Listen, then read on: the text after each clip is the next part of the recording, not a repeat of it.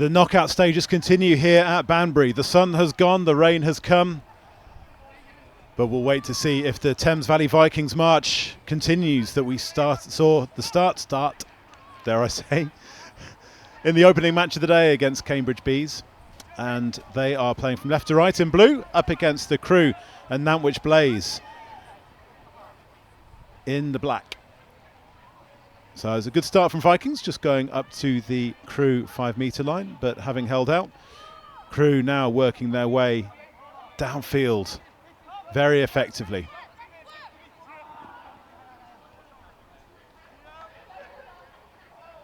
Slippery conditions here now in Banbury. We had a very heavy passing shower about 20 minutes ago, and then that looked to have gone. And then we've got some light drizzle, well, lightish drizzle, which is set in for about the next 45 minutes to an hour potentially. Certainly to cover this game in the Premiership Cup. And then the next game we've got coming up at 12:40, CSSC London 1 against Nottingham Hoods in the Elite Cup semi-final. Vikings, the first chance of the game, comes to nothing as the ball goes to ground in the Crewe and Nantwich scoring zone.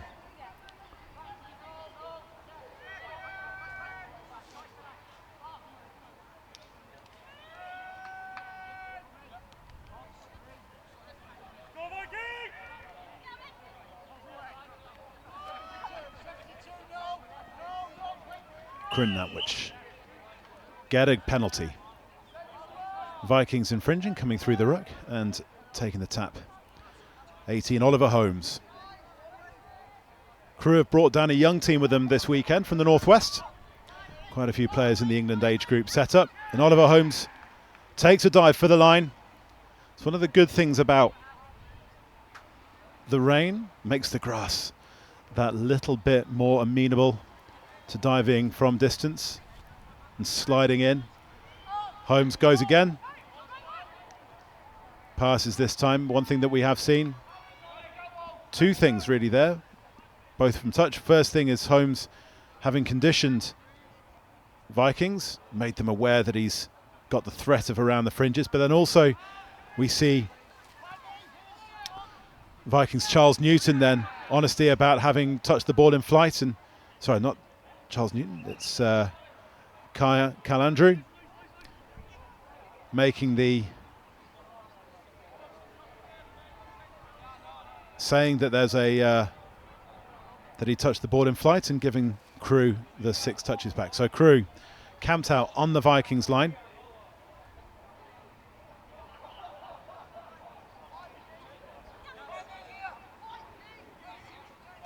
Holmes again.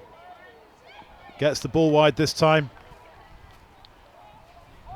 That's a Georgie Mascarenhas on the right wing. Holmes, referee waves play on. Holmes is looking for a heavy touch there. Wasn't coming. Darren Broadhead drops the ball and Vikings escape, having survived some good pressure. So Crewe and Nantwich beat Galaxy Knights in their quarter-final earlier on in the day. And the winner of this game will go on to play the winner of Galaxy London and CSSC 2 in the final here on the main pitch at 2:30.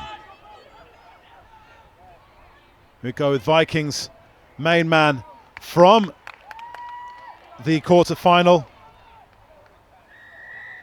Tom Simpson makes the break and sets up the game's opening score.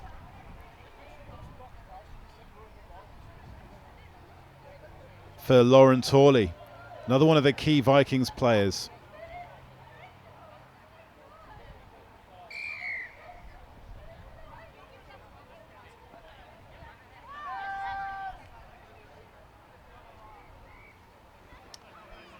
So Vikings, all that defensive hard work pays off as they go up the other end of the field and open the scoring. 2 20-minute halves, as this is your first time watching Touch, with a 5-minute half time, and then we'll go into drop off extra time if the scores are tied after 40 minutes, and we'll find that out if that happens. Making the burst there. Jake Threadgold just gets touched on the way to the line.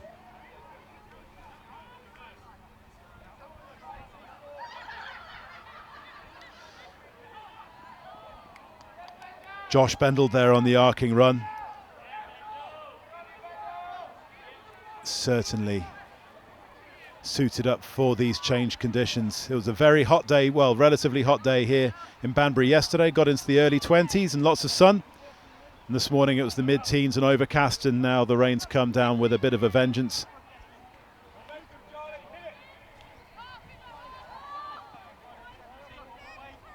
Andrew gets the ball off the deck. Gets the ball off the deck again. Really good technique for a tall man. Tyke Bennon is there in support, but again the ball hits the deck and Crewe gets the chance to come upfield. Josh Bendel takes the touch. Crewe brings some fresh players on. Rolling substitutions in touch. One stipulation is that you must have a minimum in mix, is that you must have a minimum of 3 women on the field at any one time.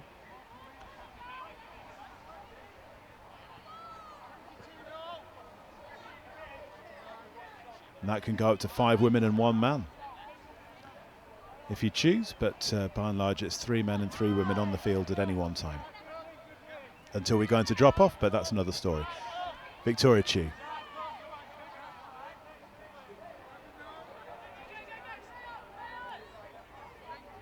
Gets the ball back. Just looking for a bit of space. Pass inside to Andrew, just hits the deck again. So just to bring you up to speed with some of the other results that have just happened. So we saw Nottingham Mavericks beat Green and Gold on our first live stream of the day. Elsewhere, Revolution beat CSSC 3-7-5. Bournemouth continued their unbeaten run from yesterday, beating the Barbarians 12-5. In the Elite Cup quarterfinals earlier on, we saw BBR beat Oxford 13-4 here on Field 1. Elsewhere, Nottingham Hoods beat Hot Custard 8-3. We'll see the Hoods up next up, playing CSSC 1, who beat Exeter 8-6. Good showing there by Exeter in their first Elite National Touch Series event. And we'd seen them yesterday progress from losing to Wigan in their first game to comfortably beating the Vikings in their third.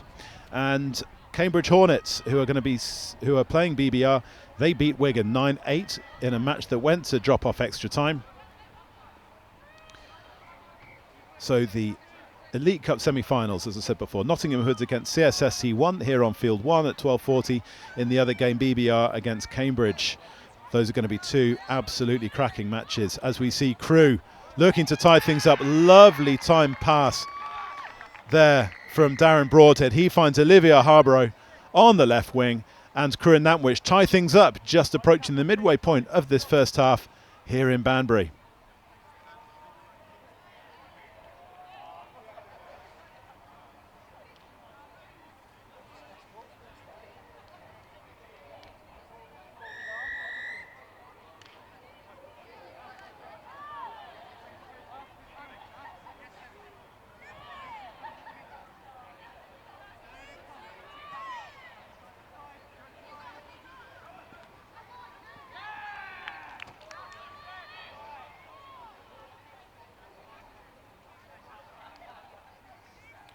Vikings. Their main man again. We've seen an awful lot of play go through Tom Simpson today. Showing that combination of pace and ability with ball in hand and an eye for the gap. Exactly what you need in all forms of rugby, but it's paying dividends here in touch, and more importantly, an awareness of what to do and when to do it.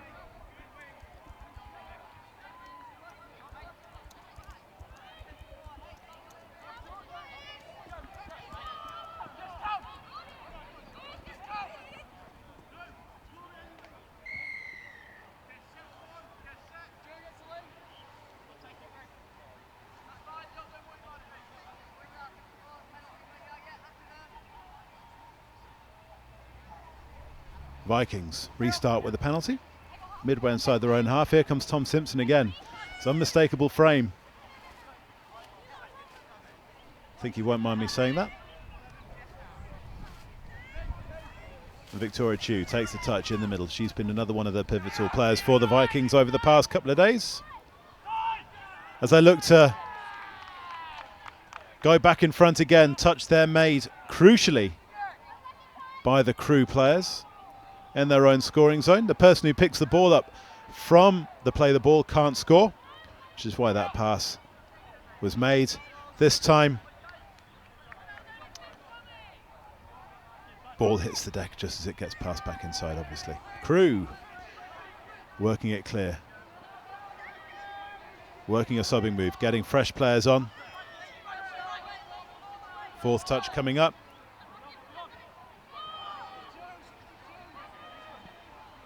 So that's the last play. Got to make something happen. You just can't. Reece Spencer-Price there tries to get the ball off the deck, but and to put the acceleration on. You can see what he was trying to achieve, but unfortunately, this is where the slippy conditions start to come into their own.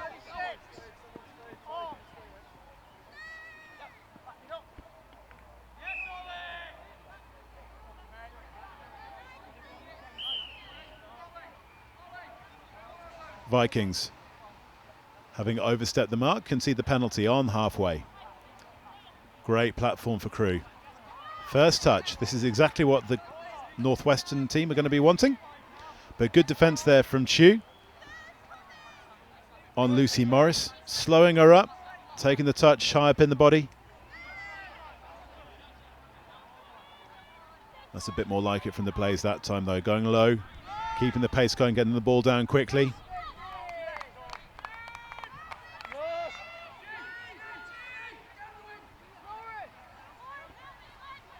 Reece Spencer-Price gets the ball out wide this time. So his good touch skills in the middle. We see his wide play out there. And Olivia Harborough's on the end of it for her second of the game.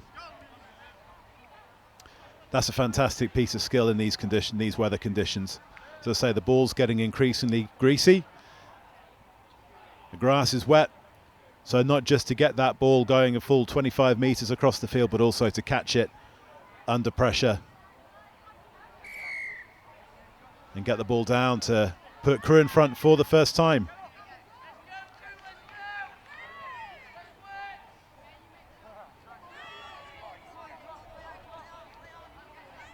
The rain starts to come down a little bit heavier now. Certainly moved from drizzle into more light rain, but it doesn't matter to Tom Simpson.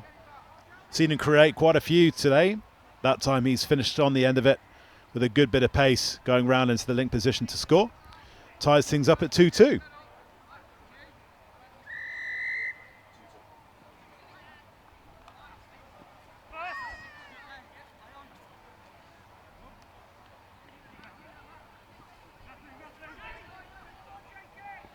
If you are watching at home, wherever you're watching, whether you're on site or at home or anywhere around the world, just to let you know, in terms of the live streaming, we are this year England Touch is having 3 batches of 3 games for every day at the Elite National Touch Series level. So we see Crewe looking to go back in front again. So this is the first match of the second batch of 3, and then we'll be switching to a different stream at 2:30, also via the England Touch YouTube channel. So if you go to the homepage during the halftime break, and you can set yourself a reminder. And we're also showing the 3 finals, the Premiership Cup final at 2:30, the Championship final at 3:25, and the Elite Cup final at 4:20. They will all be shown on the England Touch Facebook page as well. So wherever you are, you can stay up to date with what is happening here at Banbury. And follow the link from the England Touch homepage as well for the results and the pool standings as they happen. Vikings. Simpson gets the ball off the deck. Gets the ball off the deck again, this time looking to, that's perfect, great bit of skill there from the big man. Just touch on Victoria Chu on the way down. What you see there from Simpson is that he takes the ball in and then he steps round. Once he steps round Jake Threadgold, there's nothing that Threadgold can do. That's a great piece of skill though, even though it didn't result in a touchdown. what he did is that the defending player, Jake Threadgold, has to carry on the line that he starts, all the way back to where the referee calls him onside. And you can't deviate off that. And what Simpson did is that he managed to take a couple of steps, and then he then stepped and then made himself unplayable by the defender. So good bit of touch. This time Crewe penalised for overstepping the mark, going past the mark before playing the ball, and Vikings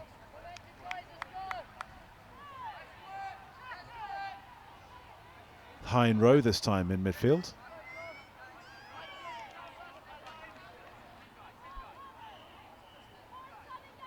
Vikings taking their time.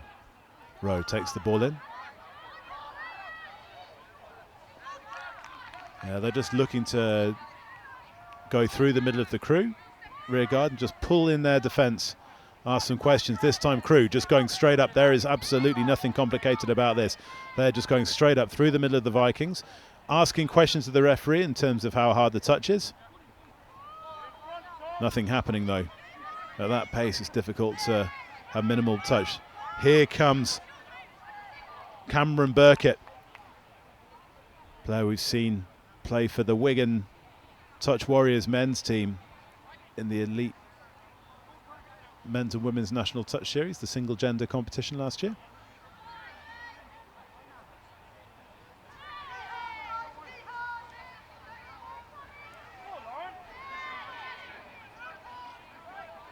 Vikings driving up the wrong side to get fresh legs on, but they're doing really, really well. Felix Tenbrook takes the touch, courting where he wants it. That's Victoria Chu on the receiving end of the touch. Well defended there by Crewe. Just over 2.5 minutes to play in the first half.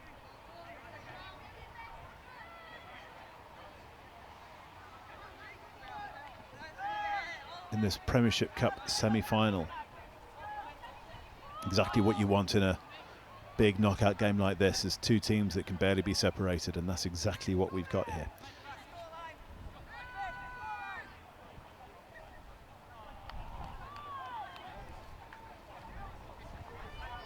Lucy Morris just drops the ball on the contact, and it's a turnover, and Vikings now looking to bring some fresh bodies on. It's heavy work. The grass is quite long here in Banbury. This is game 5 for all of these players over the past 2 days.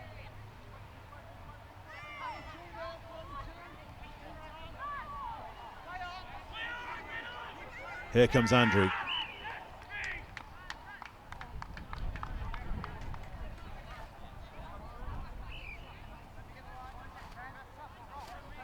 Crewe will restart with a penalty though. So, 1.5 minutes to play.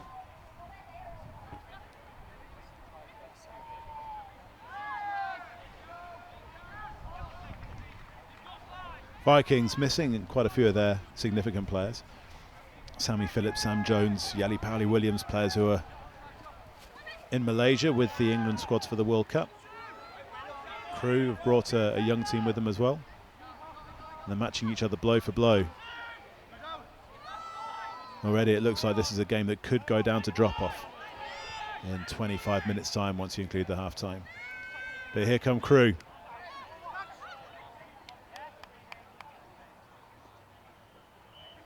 Dancing his way through the middle, Josh Bendel, but he gets touched. It's the 6th touch, he's the half. Multiple ways to turn the ball over, and then the attack. Here comes Tom Simpson.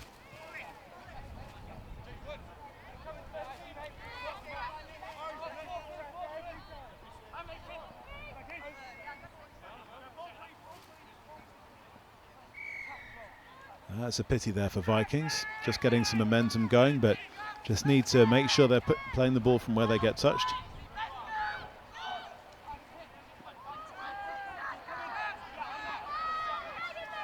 Crewe. Last play of the half. They put some pace on it. Touch is called. What's the call from the referee? Touch is called by the referee as well. And that is half time. Absolutely nothing to split these two teams. Thames Valley Vikings 2, Crewe and Nantwich 2. Be back with the second half in 5 minutes.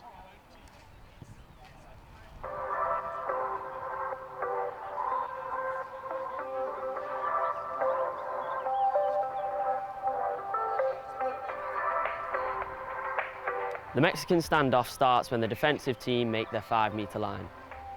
The moment one person from the 6 step into that 5-metre line, the whole team then has to move forward until the touch is either imminent or initiated.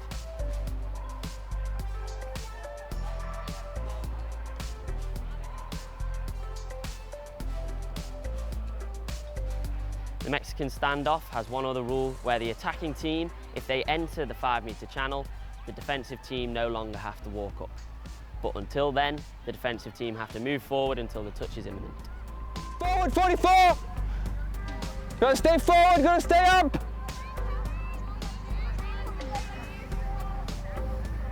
Still forward, no pulling back early. Still up, 27, stay up! Stay up! Now drop! Scoreline, girls!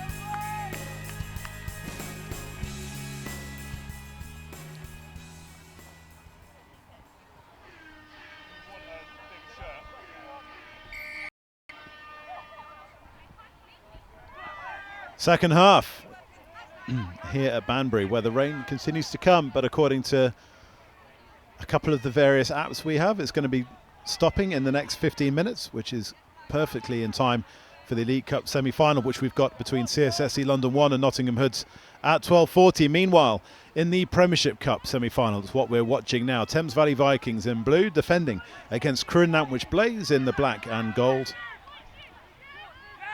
They had a nip and tuck first half, and Crewe go in front, strike first, exactly what they wanted to happen. Cameron Burkett.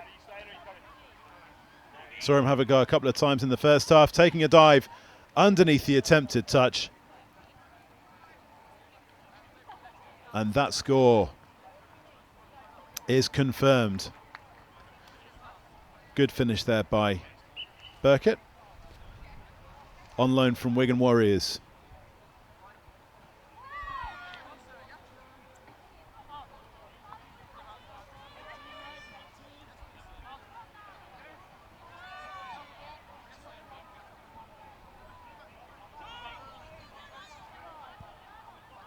Vikings play some really good touch in their opening game against Cambridge Bees. Under more pressure in this game comes Dan Harrison. Gets it wide out to Tom Simpson. And they've tied things up at 3-3. Dan Harrison, we didn't see him in the first half. He's come on and made an immediate impact at the start of the second. The big man finds Tom Simpson. Been Vikings strike player. Tie things up. Again, nothing can be split between these two teams early in the second half.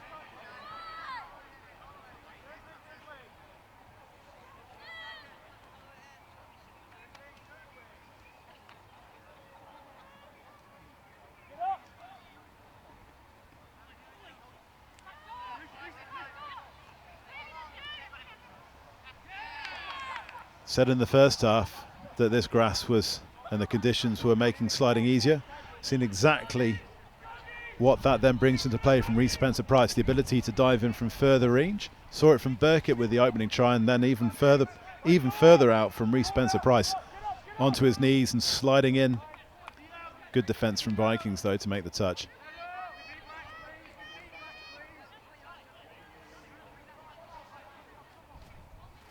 Vikings through Kai Andrew.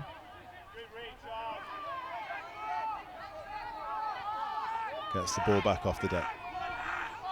Vikings attacking with pace now up this right wing. Ball goes to ground though. Unfortunate that from Lauren Torley. He's played very well today, both in attack and defence, but unfortunately that time just couldn't control the ball on the way down to the deck.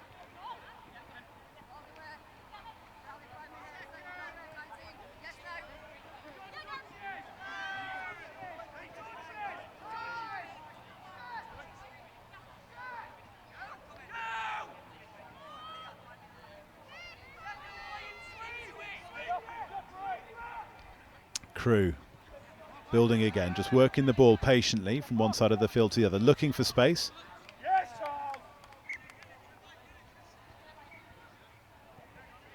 Josh Bendel, we've seen him in action close to the Vikings line quite a lot in this game.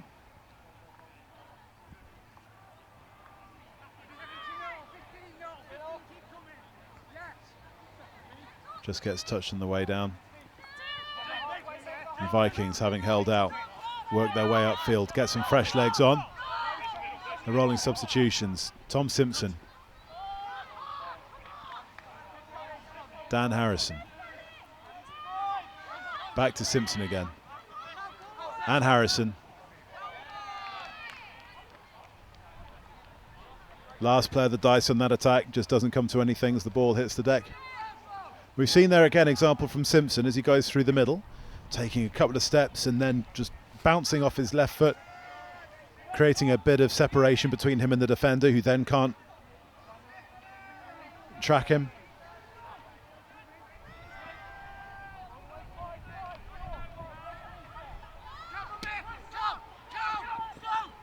Crewe. Cameron Burkett gets the ball off the deck, takes a scoop and is going.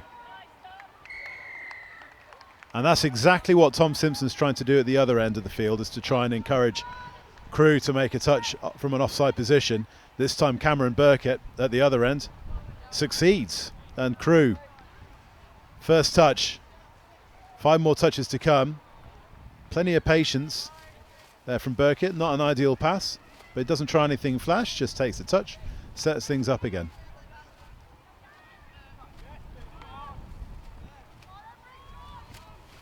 Dylan Fletcher that time taking the touch, gets the ball back again. Just creating a bit more space between themselves and the goal line. And a loss of control there. Good defence there from the Vikings. Simpson jinks his way upfield. Dan Harrison takes it in, and Vikings get the penalty. Crewe retreating through the middle of the ruck and conceding the penalty. Here comes Victoria Chew, brings the ball into midfield just to give them a bit of space both left and right, and here they come, the Vikings upfield. Victoria Chew again, getting a little bit tasty this one in the midfield as Chew goes.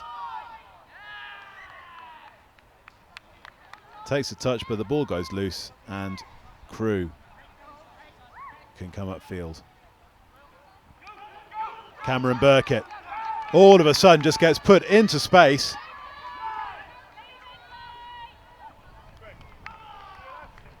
And there's going to be a little bit of chat.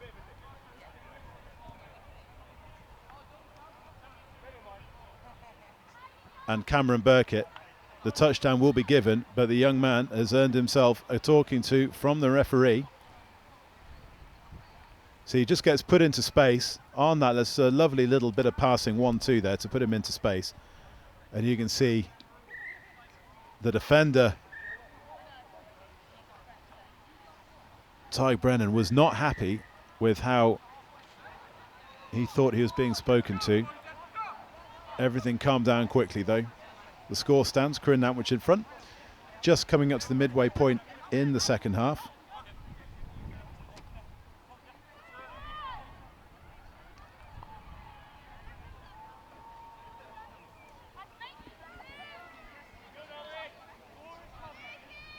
Here come the Blaze. It's a young team, but playing some good touch though. And just the ball just hitting the deck there.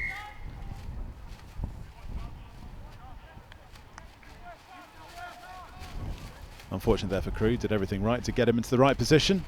Just couldn't finish it off, and here come the Vikings.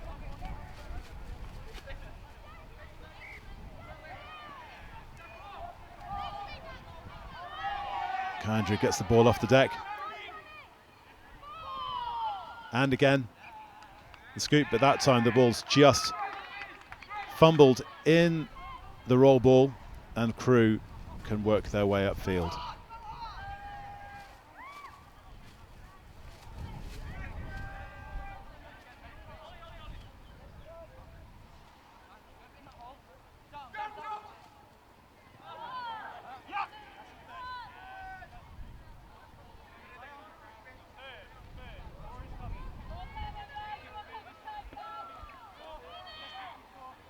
Crewe.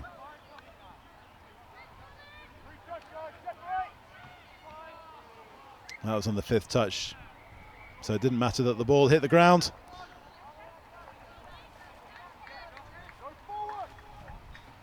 From Josh Bendel.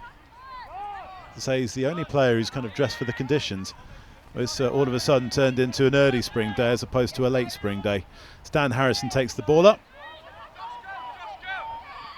And Vikings, just the composure that we saw against Cambridge and their low error rate against Cambridge just seems to have deserted them a little bit.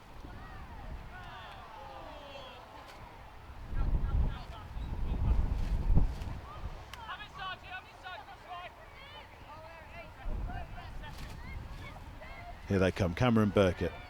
Try score it in the second half.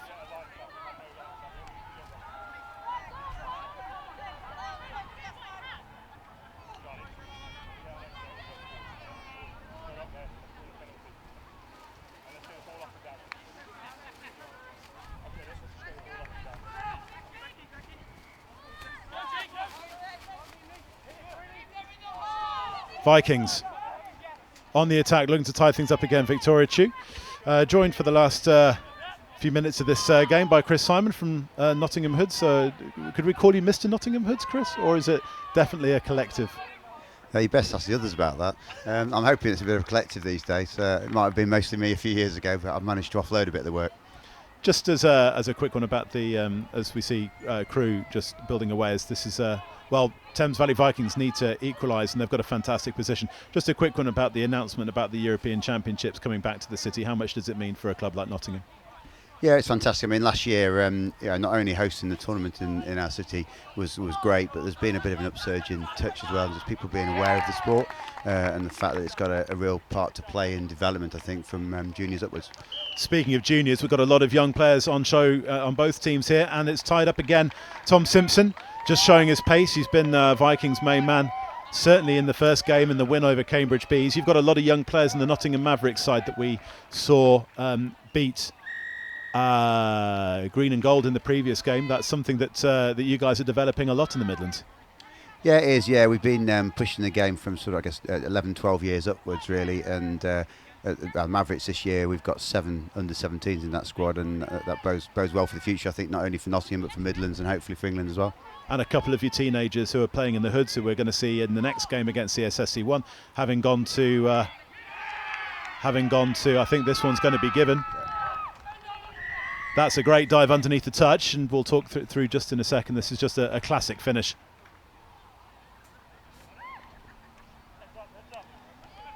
Great finish from Oliver Holmes. Yeah, good finish, Chris. I think now the conditions are getting a bit wetter underfoot. You're going to see more diving from a little bit further out over this last few games this afternoon. Talking about that earlier, it's kind of lending itself. The grass is a little bit long, but it makes it a little bit slippier, doesn't it, when the rain comes down? Yeah, it does. I mean, it's obviously good for diving. I think in the second half of the Mavericks game against Green and Gold, you saw a few more drop balls, and the percentage count of completion is probably going to drop a little bit. Another one there, as you see, and it's just wet hands is going to be difficult. So just to go back to the developing youngsters, you had a couple of your teenagers with the England Mixed Open team as well. So to show their development stepping up, you guys must have been very proud of their selections. Yeah, really proud. I think both Emma and Will have worked really, really hard, both in the closed season to get their fitness going, but also last season for us and at Midlands and England level. And both of them, you see coming back into the squad, have really stepped up their game and are leading by example. Crewe just coming up through the middle. You can see Cameron Burkett, one of the more experienced players, just dictating the action in, and Dan Harrison taps the ball down. There's no penalty for a deliberate knock-on. It's just a fresh set of 6 restart. But that's exactly where Crewe want to start this play from, right in the middle of the field. Burkett takes the touch. Nice and patient, plenty of chat. Just pulling Vikings from one side, just with a change of direction of his head. Ball this time hits the ground, but you can see what Crewe were trying to do there. Yeah, absolutely. I had the over up there, and I think had the link chopped the hole a bit tighter, it would have been a score, and probably again could have dived in from the 5. Vikings need to score to tie things up. Plenty of time to do it, though. 6 minutes to play. Victoria Chew, we've seen get her hands on the ball quite a lot. Tom Simpson, another key playmaker from the Vikings. 6 touch. He thought that Burkett was offside. Referee Greg Cropper thinks otherwise, and it's a touch and turnover on the 6th touch. Yeah, Crewe will be looking to make the most of this drive now. I think they'll be disappointed not to get a 2-point difference at the other end. Certainly from the coaching box, you'd be really keen to try and get that gap of 2 with the 5-6 minutes to play. Yeah, the 1 touchdown is still very much a squeaky bum time, isn't it? If you get a 2 or even a 3 touchdown difference with this time left to go, that's where it starts to become comfortable. Absolutely, and again, what they want to do is put Thames Valley under pressure here and keep the ball at this end of the field. So put a hard set of D in, ensure they're pushing them. 4th touchdown halfway will be what they'll be aiming for. Vikings, though, get a penalty. Simpson takes it. Crewe having passed it after the touch, which you're not allowed to do.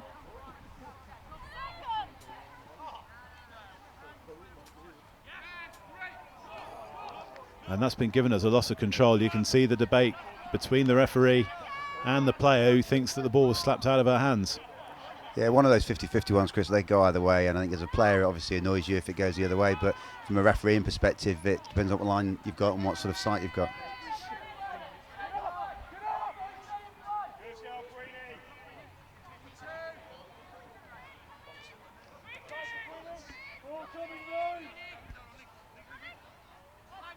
Josh Bendel points the way in which he wants it to go, gets the ball back as well, and is going for the line.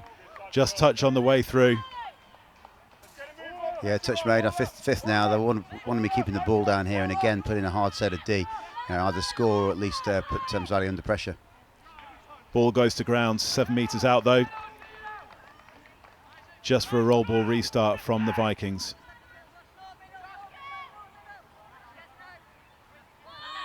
Crewe just have this ability just to get under their opponent's skin a little bit, don't they? They play very physically. Bit of off the ball there, I think, as he enters the box. But it's keeping Vikings under pressure, and unless the referees give the decisions. Yeah, it's good D this. I mean, yeah, well, they're on 4 now, I think. Still 2 to go. They're only just over halfway. This will be perfect for Crewe if they can finish this out. Andrew puts some pace on it from the half. Looks for the support and it doesn't come. But that was a great bit of play there from the Vikings, one of the Vikings' main men. And Crewe, off they go quickly. They are looking to kill this off. But they've done everything to get the ball across the field, get some fresh legs on, and so even though it's slowed up. Yeah, it doesn't matter that. Sometimes you don't mind it slowing up. They've got to the 10-metre line, first touch. Cameron Burkett takes the ball in, gets it back again. Just using the 2-man drive here, Crewe, just to pull the Vikings defence in a little bit, and all of a sudden Burkett, off he goes, off to the right, diving in. You spoke earlier about the importance of the dive and these conditions giving the ability to slide in, and that's what we've seen from Burkett. He's stayed down after the score, but it doesn't matter. That is given. Crewe and Nantwich up by 2. Yeah, you saw that. Probably Queenie there at Link, I think it is. It's just a little bit short on her short side, not going quite so hard, backtracking a little bit.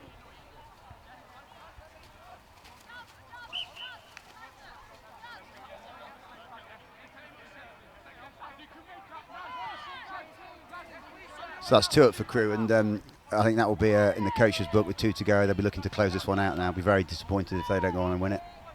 Yeah, this is still, Vikings still have time, but they need to score right now and then force a quick turnover. Play on. That did look to be dropped there by Victoria Chew, but Tom Simpson, if somebody's going to make something happen, it's going to be him. Unfortunately, that ball goes to ground, and unless Vikings can get an interception or get a turnover right now, this one, I think, is done. That's I'm afraid that's a poor error by Crewe there. All you need to do was play your basics, percentages. He's overstepped the mark, had the chance to really close out the game. And Vikings have stacked the game now with their experience. Dan Harrison, Tom Simpson, Victoria Chew.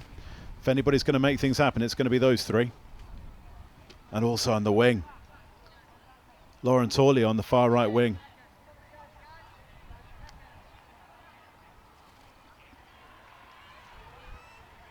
Yeah, just a minute to go. Crewe will be wanting to see this 6 out. Vikings really need to make something happen in the next 10 or 15 seconds. Any chance, really. And I think that's definitely gone. Dan Harrison did everything right to scoop and go over the goal line, but the defence was there just to make the interception. 30-odd seconds to play in this game. Crewe and Nantwich progressing through to the Premiership Cup final at 2:30. It seems. Just a very quick one in terms of the final one, going back to the Euros. So over the next year, 14 months until the tournament, what are you going to be looking to do in the city to capitalise on it again? I think for us, it's really trying to get into schools. I mean, there was a schools tournament last year, which was fantastic. A couple of local schools, a couple from elsewhere that took part. And if we can get that schools programme going in the autumn this time round, I think that will be a really big positive for England Touch. Chris Simon from Nottingham Hoods, thank you very, very much for your time. Good luck against CSSC in the next game, which will be coming up at 12:40 in around about 10 minutes' time. Don't go anywhere, and we'll see you back for that game shortly. It's the first time I've really seen Australia play. It's the first time I've been to a World Cup, so it's part of a learning curve. It's been very informative, very exciting, and it is good to see what a touch association that is the best in the world does. It's absolutely massive sport in the Australian context. Touch is a way of life, part of a lot of sports. The kids play it from very early age. I think it's obvious that the Australian teams, they've got 750,000 players in Australia that play touch. I've never played such good opposition before, and it was such a good experience. The culture over there is really, really fast-paced. We can play, if we wanted to, almost every day. Just the limited basic error rate that they have, the pace of the game, they're just, even the communication on the pitch between them, there's very minimal because they all know what each other are doing.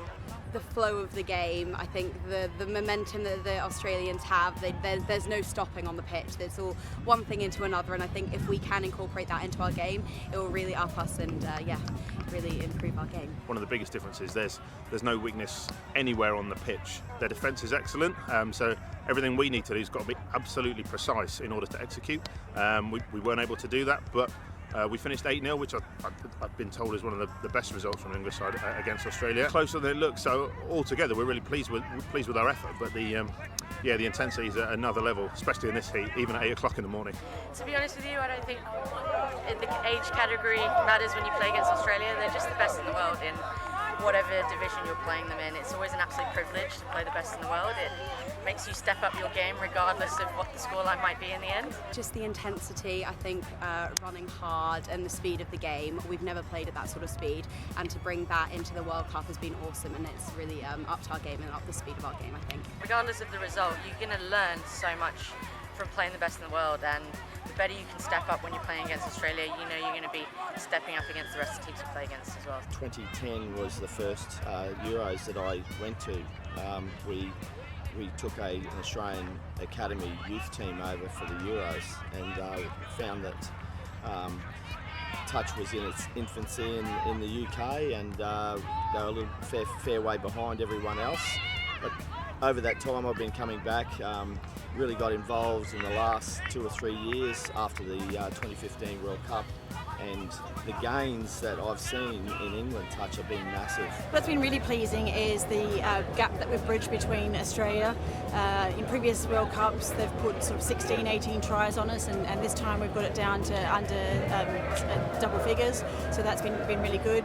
There is still a lot we can learn from them, and it's a little bit some of the subtle elements of the game, the running lines, the dumping angles, and the speed that they do everything at. So still a bit to learn, but we're getting there.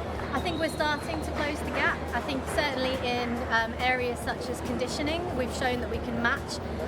In certain divisions, we can certainly match the conditioning work of the Australians and some of the Kiwi sides too. It's just a question of execution under fatigue as well that we need to develop a little bit further as well, our skills work. In terms of what they do a little bit better than us, it's just everything's done a little bit sharper, a little bit higher intensity, a little bit quicker, and that's where we need to sort of work, and we need to use things like our domestic competition, maybe look at how we play with that, how we look at different ways to get our best playing our best and give our players more access to more intense competitions. We need to play more competitive games more frequently to be able to compete at this level. Playing teams like this, every 2 years, every 4 years is just not enough. We need to be able to play them or play at this level more competitively more often. Obviously the participant numbers are increased, but the standards as well have increased, and England Touch have done a magnificent job just getting the frameworks in place, the processes in place, and I think it's looking up. We're going to attack it in a couple of ways. We're going to look to include in our high performance programme more trips to places where we can play more competitively within the 4-year cycle, and develop our own domestic leagues in such a way that we are playing more competitively more often each year in the domestic season. Something like a state of origin in the UK, or sorry, not in the UK, in England, would do us a lot. I think having that official stamp and having that rivalry between the North and the South and the men's and the women's in a mixed grade, I think will do us a lot. So hopefully that will come true at some point in the future. I think one of the areas that we really will focus on in the coming years as well is coach education and really upskilling our coaching staff in all the different performance areas, and really make sure that they are on top of their game too, really have the insights and the analysis skills, and the intervention skills during games to be able to compete in their own right against the other coaches in the opposition sub-box. Yeah, I've seen a really big shift to the point where now England are vying with the top 4 or 5 countries in the world in the sport, which is just sensational. So look forward to seeing further gains, and I'm sure that's going to happen because we've got very young teams here in both the men's and women's open. And the nice thing since I've been involved is that they're all English. There's a lot of, England Touch used to be a lot of expats, Aussies and Kiwis, and it's nice to see so many English young people involved in the sport. You guys are really, really passionate about the game, and with the professionalism that we see through your infrastructures, through your tournaments and through your videos, that if you just stay on board and commit to it, that it would probably put you in even closer stead to rivaling the Australian-New Zealand dominance at the next World Cup. The more I understand, the more we can do, the more we can implement. And this World Cup's been a massive learning curve. You know, spending hours and hours and hours of time with Peter Bell, picking his brains on things. You know, that's been of a huge benefit. And I guess it's my job then to put a report to the board and see where we need to be and how we progress from there.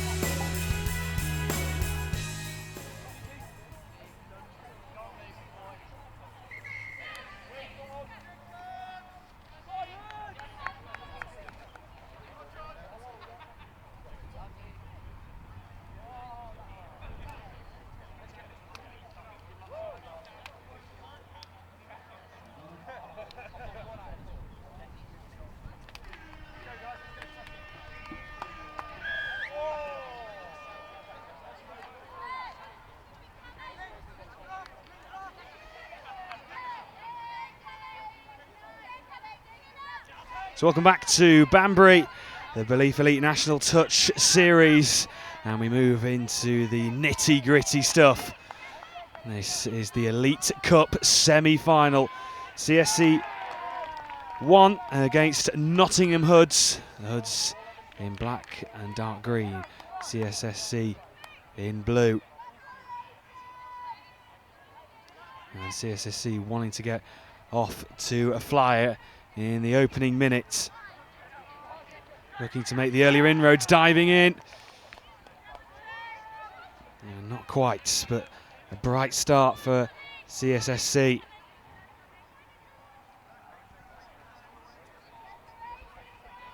Looking to make the early inroads, looking to try and get off the mark in the first couple of stages of this semi-final. And it's a bright start.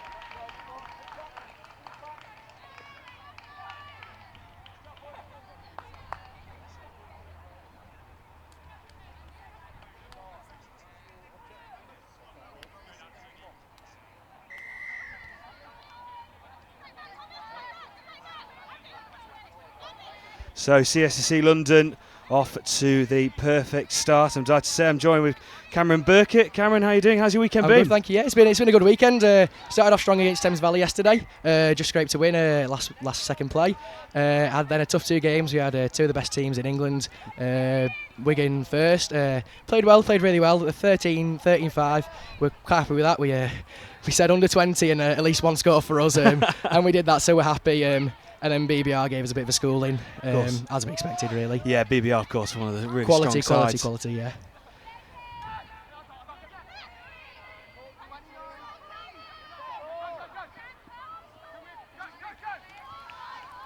So the Elite Cup semi-final, CSSC London against Nottingham Hoods.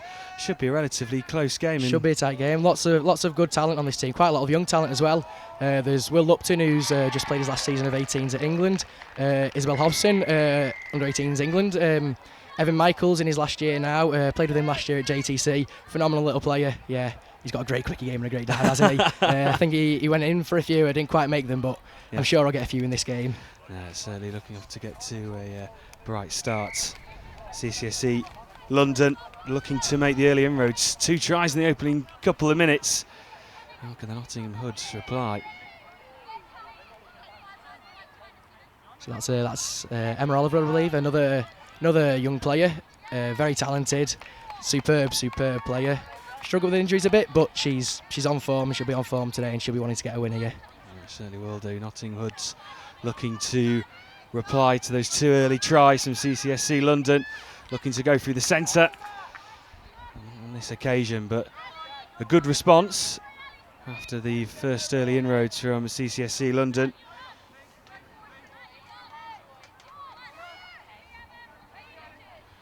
Well, you can see, if you look down at the team sheets, lots of experience in both sides, isn't there, Cameron? Yes, plenty. Sadie Meakin, superb player, women's open player. She talks a lot. She knows what she's doing. She knows her way around the touch pitch, definitely. She helped coach us at JTC this year, and she was just that steady head on the sideline that we all needed. Bunch of young players getting shouty at each other. It was good to have her on the sideline, calming us all down, talking us through what we needed to do. It's good, especially this weekend. We've seen a lot of the teams have a sort of a good mixture of experience and youth, and that must be really exciting. Definitely, yes. It's great to see the senior players helping those younger players who've got all the potential in the world. England Touch has got a lot of youngsters who are very, very capable players.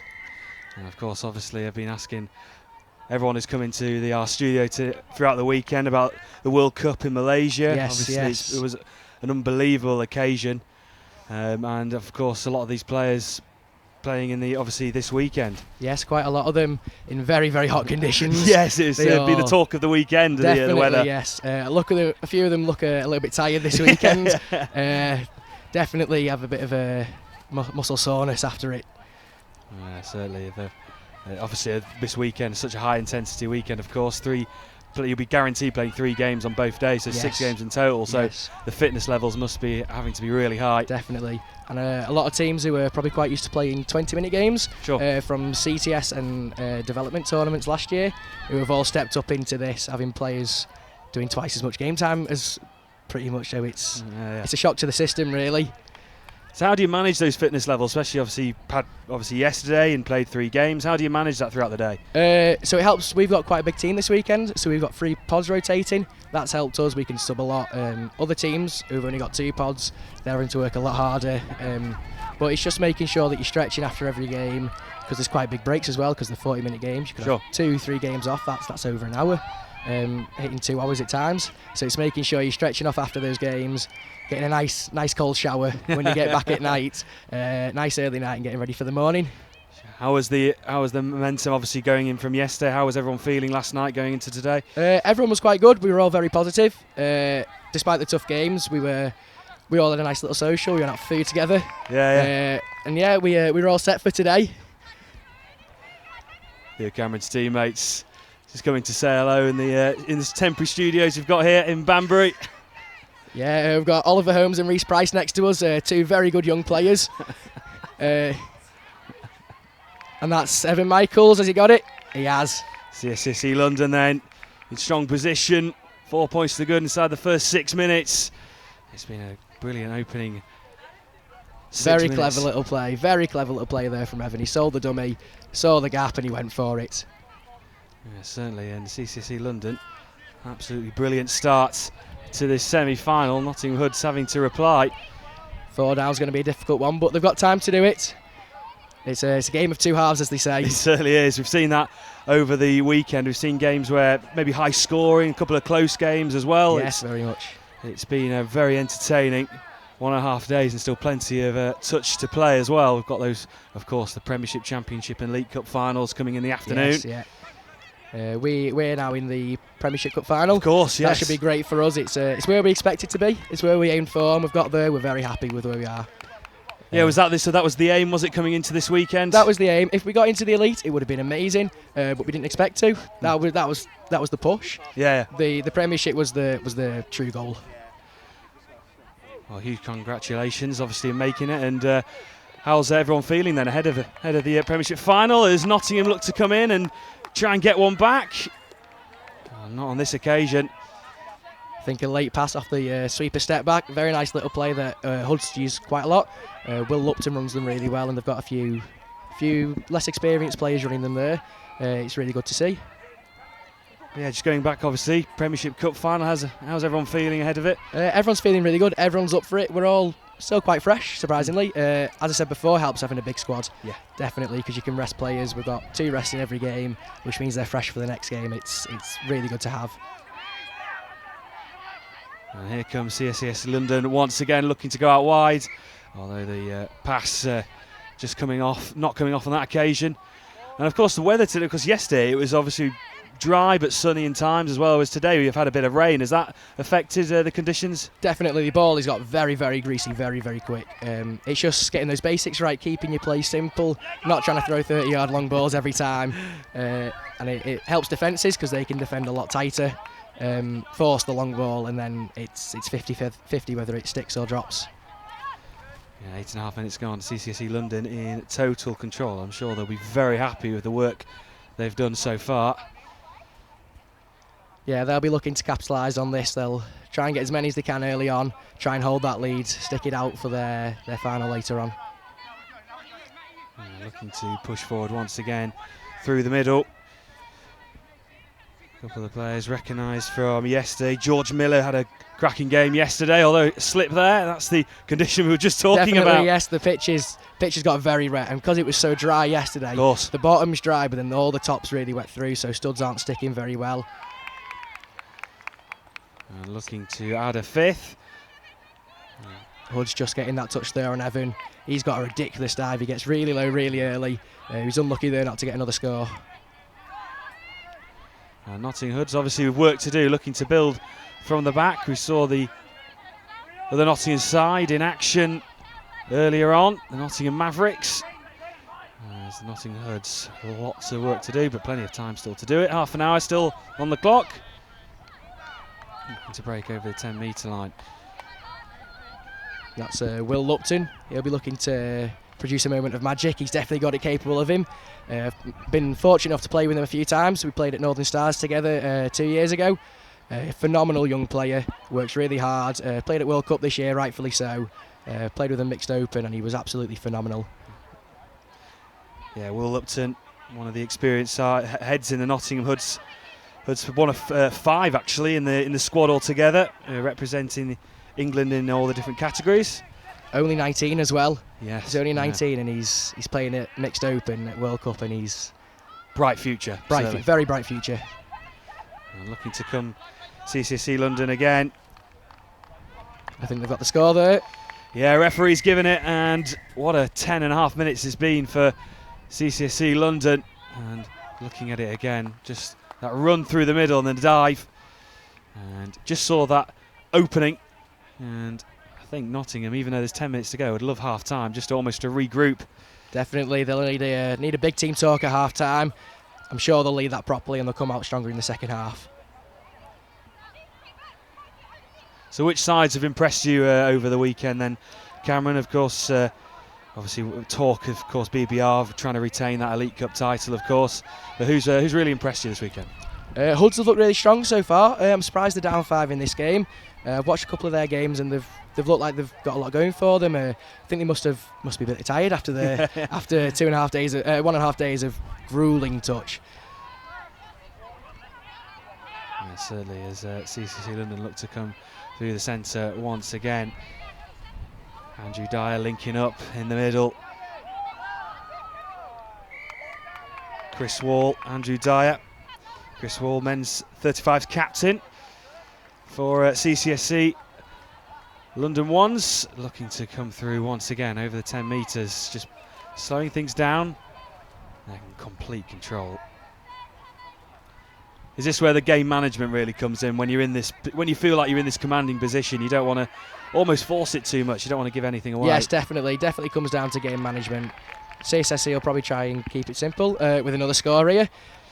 Very nice little play, as we said, just keeping it basic, not having to throw long balls, keeping nice short quick passes, and it's paying off for them quite well. 6-0, 12 minutes gone. It certainly is. And CSSC London lead by 6 points to 0. And what a semi-final it's been, and if they can keep this up, the confidence you will have going into a final must be huge. It's a massive boost winning a semi-final. It gets that momentum going, and when you're playing well, you feel like you can do anything, and it definitely helps you out. Yeah, you don't feel as tired, do you, as when you definitely not. When you're winning, it gives you that extra little boost that you need in those last 5 minutes when your legs are getting a bit heavy. Winning gives you that extra boost. Looking to attack down the left-hand side once again. Still just full of energy, full of momentum. CSSC London. And just slowing things down once again. I think they've won a penalty here for offside. I think Will Lupton went before the hands were on the ball. And this is huge. 6 more goes to try and get across the goal line, and looking to go wide this time. Pass not quite coming off there. They probably could have saved that touch. That was only first play. They probably should have spent the 6 on the line, tried to find the hole later on in the set. That's what comes down to game management. I'm sure they'll... uncharacteristic error there from Nottingham. Yeah, it certainly is, and could that be just the fatigue and maybe mental side of it just lapping? Yes, when you're down a few scores early on and it's wet, it becomes very difficult to control that ball, because obviously you're pushing to try and get those scores. You need to push a bit harder, you need to work a bit harder, try something different, and sometimes it doesn't always pay off. CSSC London look to come again, and just that final pass. They've been clinical throughout the first half, but not on this occasion. Nottingham Hoods will just breathe a sigh of relief, I'm sure. Yes, they got off quite lucky there, getting a turnover quite early on in the set. They'll drive it out from their half now. Will Lupton with a nice little step. Looking to come forward over the halfway line, begging for the ball back. Looking to drive over the 10-metre line, going centrally, although heading towards the right-hand side. Oh, and it's just that loss of control again. You keep saying it, Cameron, just the rain and the moisture, it's causing nightmares. It is. It's really hard to contain it out there. There was a few in our game just before that. Just a few passes just went a little bit astray, and when you're having to reach for the pass when the ball's a bit wet, it becomes twice as difficult. Where in dry weather you might catch it when it's a bit in front of you. When it's wet, your chances are quite slim. So entering the final 5 minutes of the first half, and we've previously said in many of the games how important that period is just before half-time and after. If Nottingham get a couple of scores on the board and reduce the deficit, or the other way around, and CSSC, as they look to come again, look to try and add a 7th, looking for a man. Oh, not on this occasion, but just, as we were saying, if CSSC can add a couple more to that before half-time, the momentum they'll have going into that break. Definitely, yes. Nottingham could really use a score here, but they've just turned it over on their own line. Sadie Meakin letting a pass go loose. Uncharacteristic for her. Very, very good player. Yeah, England Women's Open International. One of 5 in the Nottingham Hoods side representing at international level.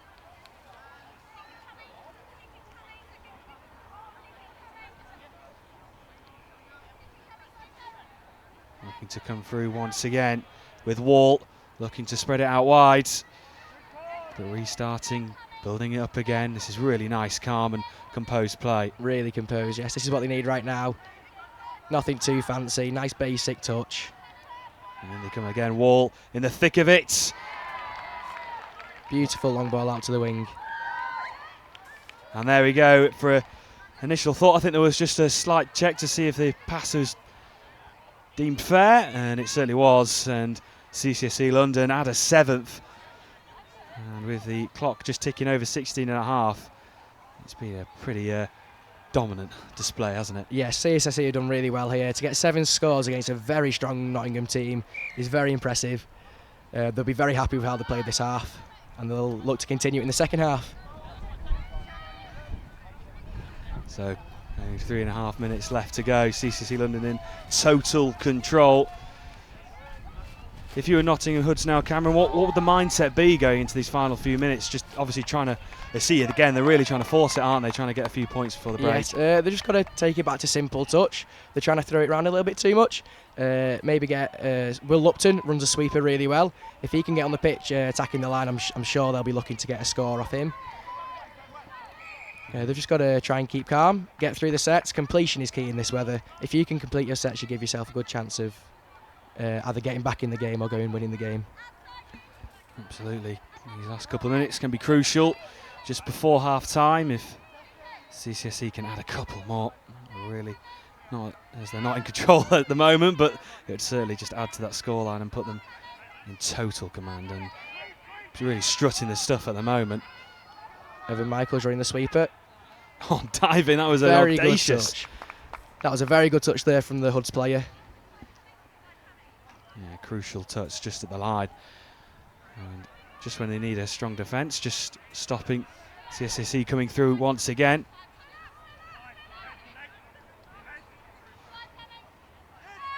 George Miller in the thick of things once again with Chris Wall, but mistake on this occasion, and a rare mistake actually in this first half. Yeah, the ball just took a bit of a bobble as he was dumping it down. It happens. There's the odd little bump on the pitch. The good pitches here actually. Just the odd few bumps catch you out sometimes, and the ball bobbles up, and it becomes difficult for the half to pick it up. I was about to say, Banbury's it's been a really good host this weekend, hasn't it? It's been really yes. good. This weekend and last weekend we had our development tournament last weekend. We were fortunate enough to play in that. We sent our development team, and we had a really good tournament. We started off really strong in our pools, and we looked like we were playing some good touch. As Nottingham Hoods look to try and force it on the line, and I think Will Lupton's claiming a score here, but cleared by Genevieve, the sideline ref. Very good diving finish. Unbelievable, and Nottingham Hoods managed just to get one before the half-time break, and that'll just give them a little bit of a boost. Look at this again. Yes, they really needed that score. The minute to half-time. If they dig out this set and don't let another score in, that'll give them a bit of a boost going into half-time, and hopefully they'll be looking to come out stronger in the second half. Yeah, certainly only a couple of seconds left of the first half. Of course, we have to wait for that infamous hooter to bellow around Banbury Rugby Club. They're looking to try and add another one.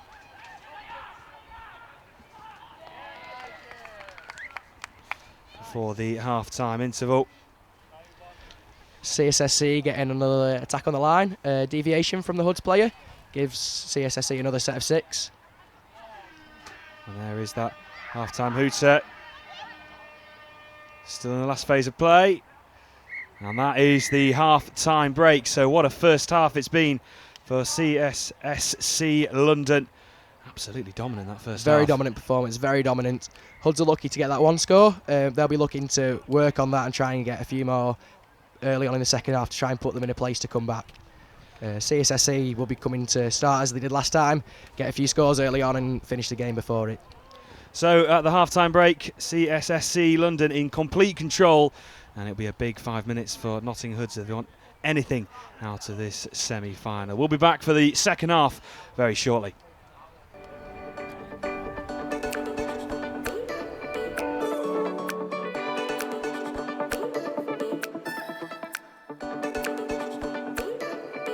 In touch, you can have rolling substitutions. The attacking team will use this in their favour in order to get fresh legs onto the pitch. A subbing move will usually take place when a defensive turnover occurs.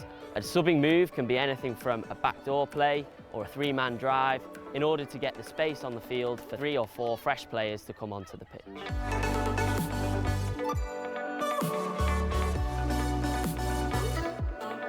When subbing on, you have to enter in an onside position in what's called the gate.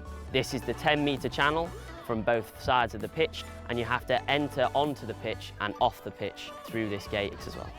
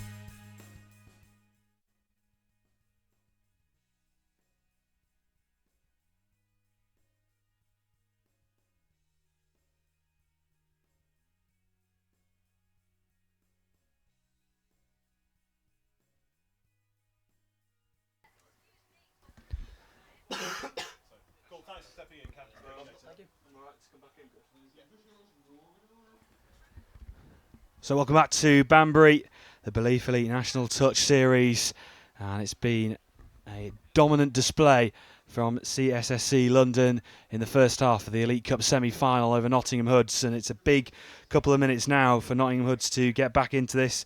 As I say, I'm joined with Cameron Burkitt, and we've witnessed a bit of a masterclass so far, haven't we? Definitely. CSSC have played really, really well this game. They've done the basics right and it's paid off for them. Hoods will be looking to come out, get a few scores early on, give them the best shot at coming back. But I'm sure CSSC will play the game clever, try and run down the clock as much as they can.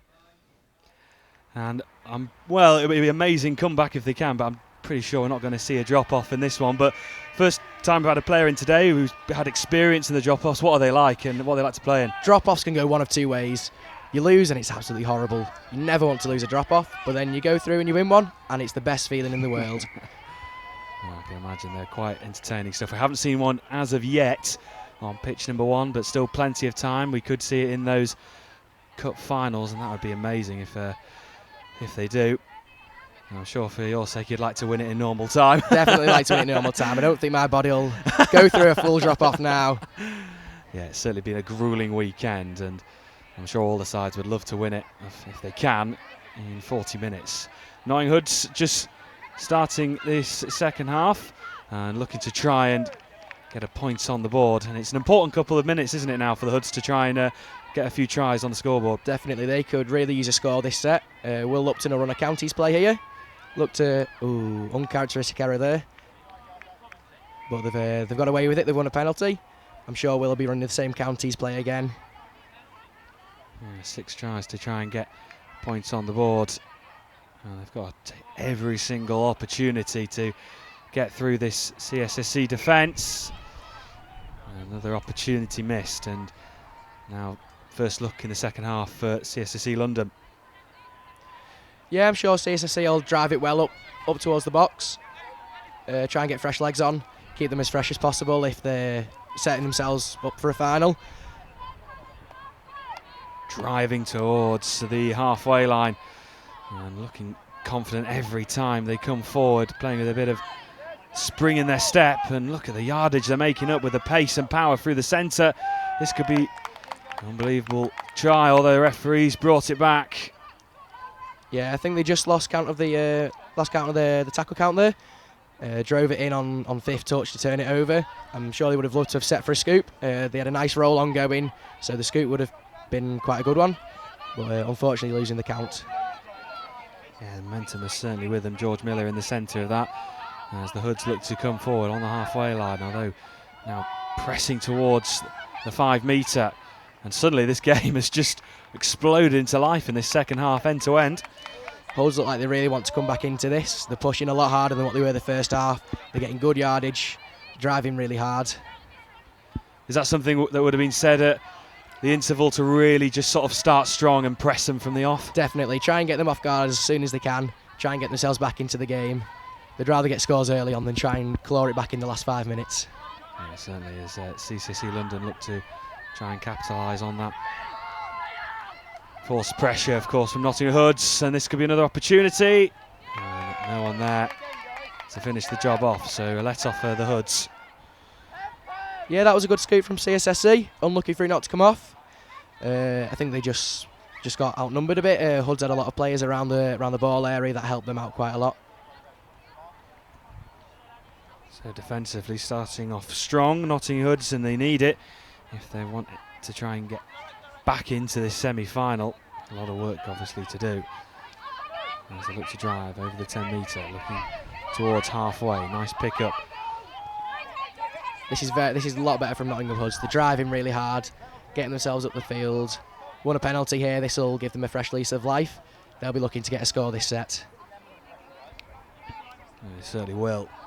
And if they can get this first point on the board in the second half, that might just give them the springboard to go on.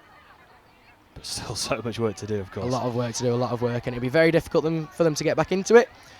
But if anyone can, I'm sure Hoods can. Yeah, they were really impressive actually yesterday, the Hoods, and I agree with you. They were one of the standout sides we saw yesterday and looked really strong. So it's maybe just those concentration and fitness levels just getting to them in the today. Although, is that the point they needed? Just a discussion with the referees. I think a forward pass has been given here. Yeah. So unlucky for Nottingham Hoods. That would have been a real springboard to go on. And now another penalty for throwing the ball away, march 10 metres upfield. That's not what they wanted there, really. They would have liked to pin CSSC in their half if they can. Is that just frustration, would you say? A little bit of frustration, wanting to get the game on, really. It's not very clever play, really, but it happens. Emotions boil over. You get angry, something goes wrong, you don't enjoy it. It gets the better of you at times. It's just controlling that, really. Setting themselves the best platform to play off the next set. And as CSSC London break forward, they add another one to the scoreboard, and those frustrations will just be adding a bit to the Hoods after what has actually been a relatively positive 5 minutes for them. Just couldn't get on the board, and now they find themselves with a 7-point gap to make up.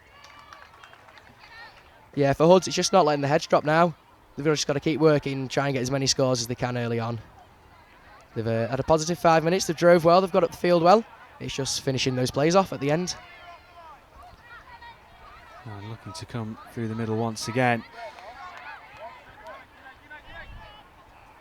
Sadie Meakin thinking she saw a gap there. And winning a penalty for them dropping early, I believe. So a real opportunity now for the Hoods. 6 attempts to try and get over that goal line. Can they add a point? I think the most important thing here is realising they've got 6 touches on the line. Not to try and score on the first or second play. You've got 6 whole touches to get a score. You condition the defence and then you go and get the score. As they have here, very nice play. Yeah, lovely, and that's just what they needed. And like you said, Cameron, fantastic build-up. And I think they'll give themselves a lot of confidence knowing that they've just broken through that CSSC defence and with a brilliant score as well. Very good score. Nice sweeper. Will Lupton, as we said early on, he'll be their go-to player. He'll run those sweepers. He runs them really well. Very hard to defend. Yeah, he's a real linchpin in this side, isn't he, Will Lupton? Always, it seems like everything really goes through him. Yes, it will do. He's got the experience. He's got the brain for it. He's got the speed. He's got the pass. His long ball is absolutely phenomenal. It came out of nowhere. 2 years ago, he wouldn't have thrown them, but then there was one in the World Cup I saw. He ran a counties play and must have thrown it 35 yards to put his winger in. Yeah, he's got a lot of talent, that kid. Yeah, it certainly was. It'll be exciting to see how he progresses through the years. I mean, already reaching a World Cup at the age of 19, that's a tremendous feat. Very impressive, very impressed with him. It'll be great to see how he gets on as CSSC look to try and get that 7-point gap back, although they're still in a brilliant position to advance through to the final. Yeah, 6 points in 30 minutes. It's doable for Hoods, but it's unlikely. CSSC are just dominating at the moment. Yeah, looking to pick up where they left off in the first half, or only one added in the first 7 minutes, although that's not going to trouble them that much as they still look absolutely dominant. Chris Wall in the thick of things. Here's Chris Wall once again and looking to drive through on that right hand side. Looking for an option. Quick dummy there. Looked like they just got through, although it stopped on the line. Yeah, they've done well to win a penalty there. I identified the offside player. Referee will have been calling that, so she's identified it and ran at him.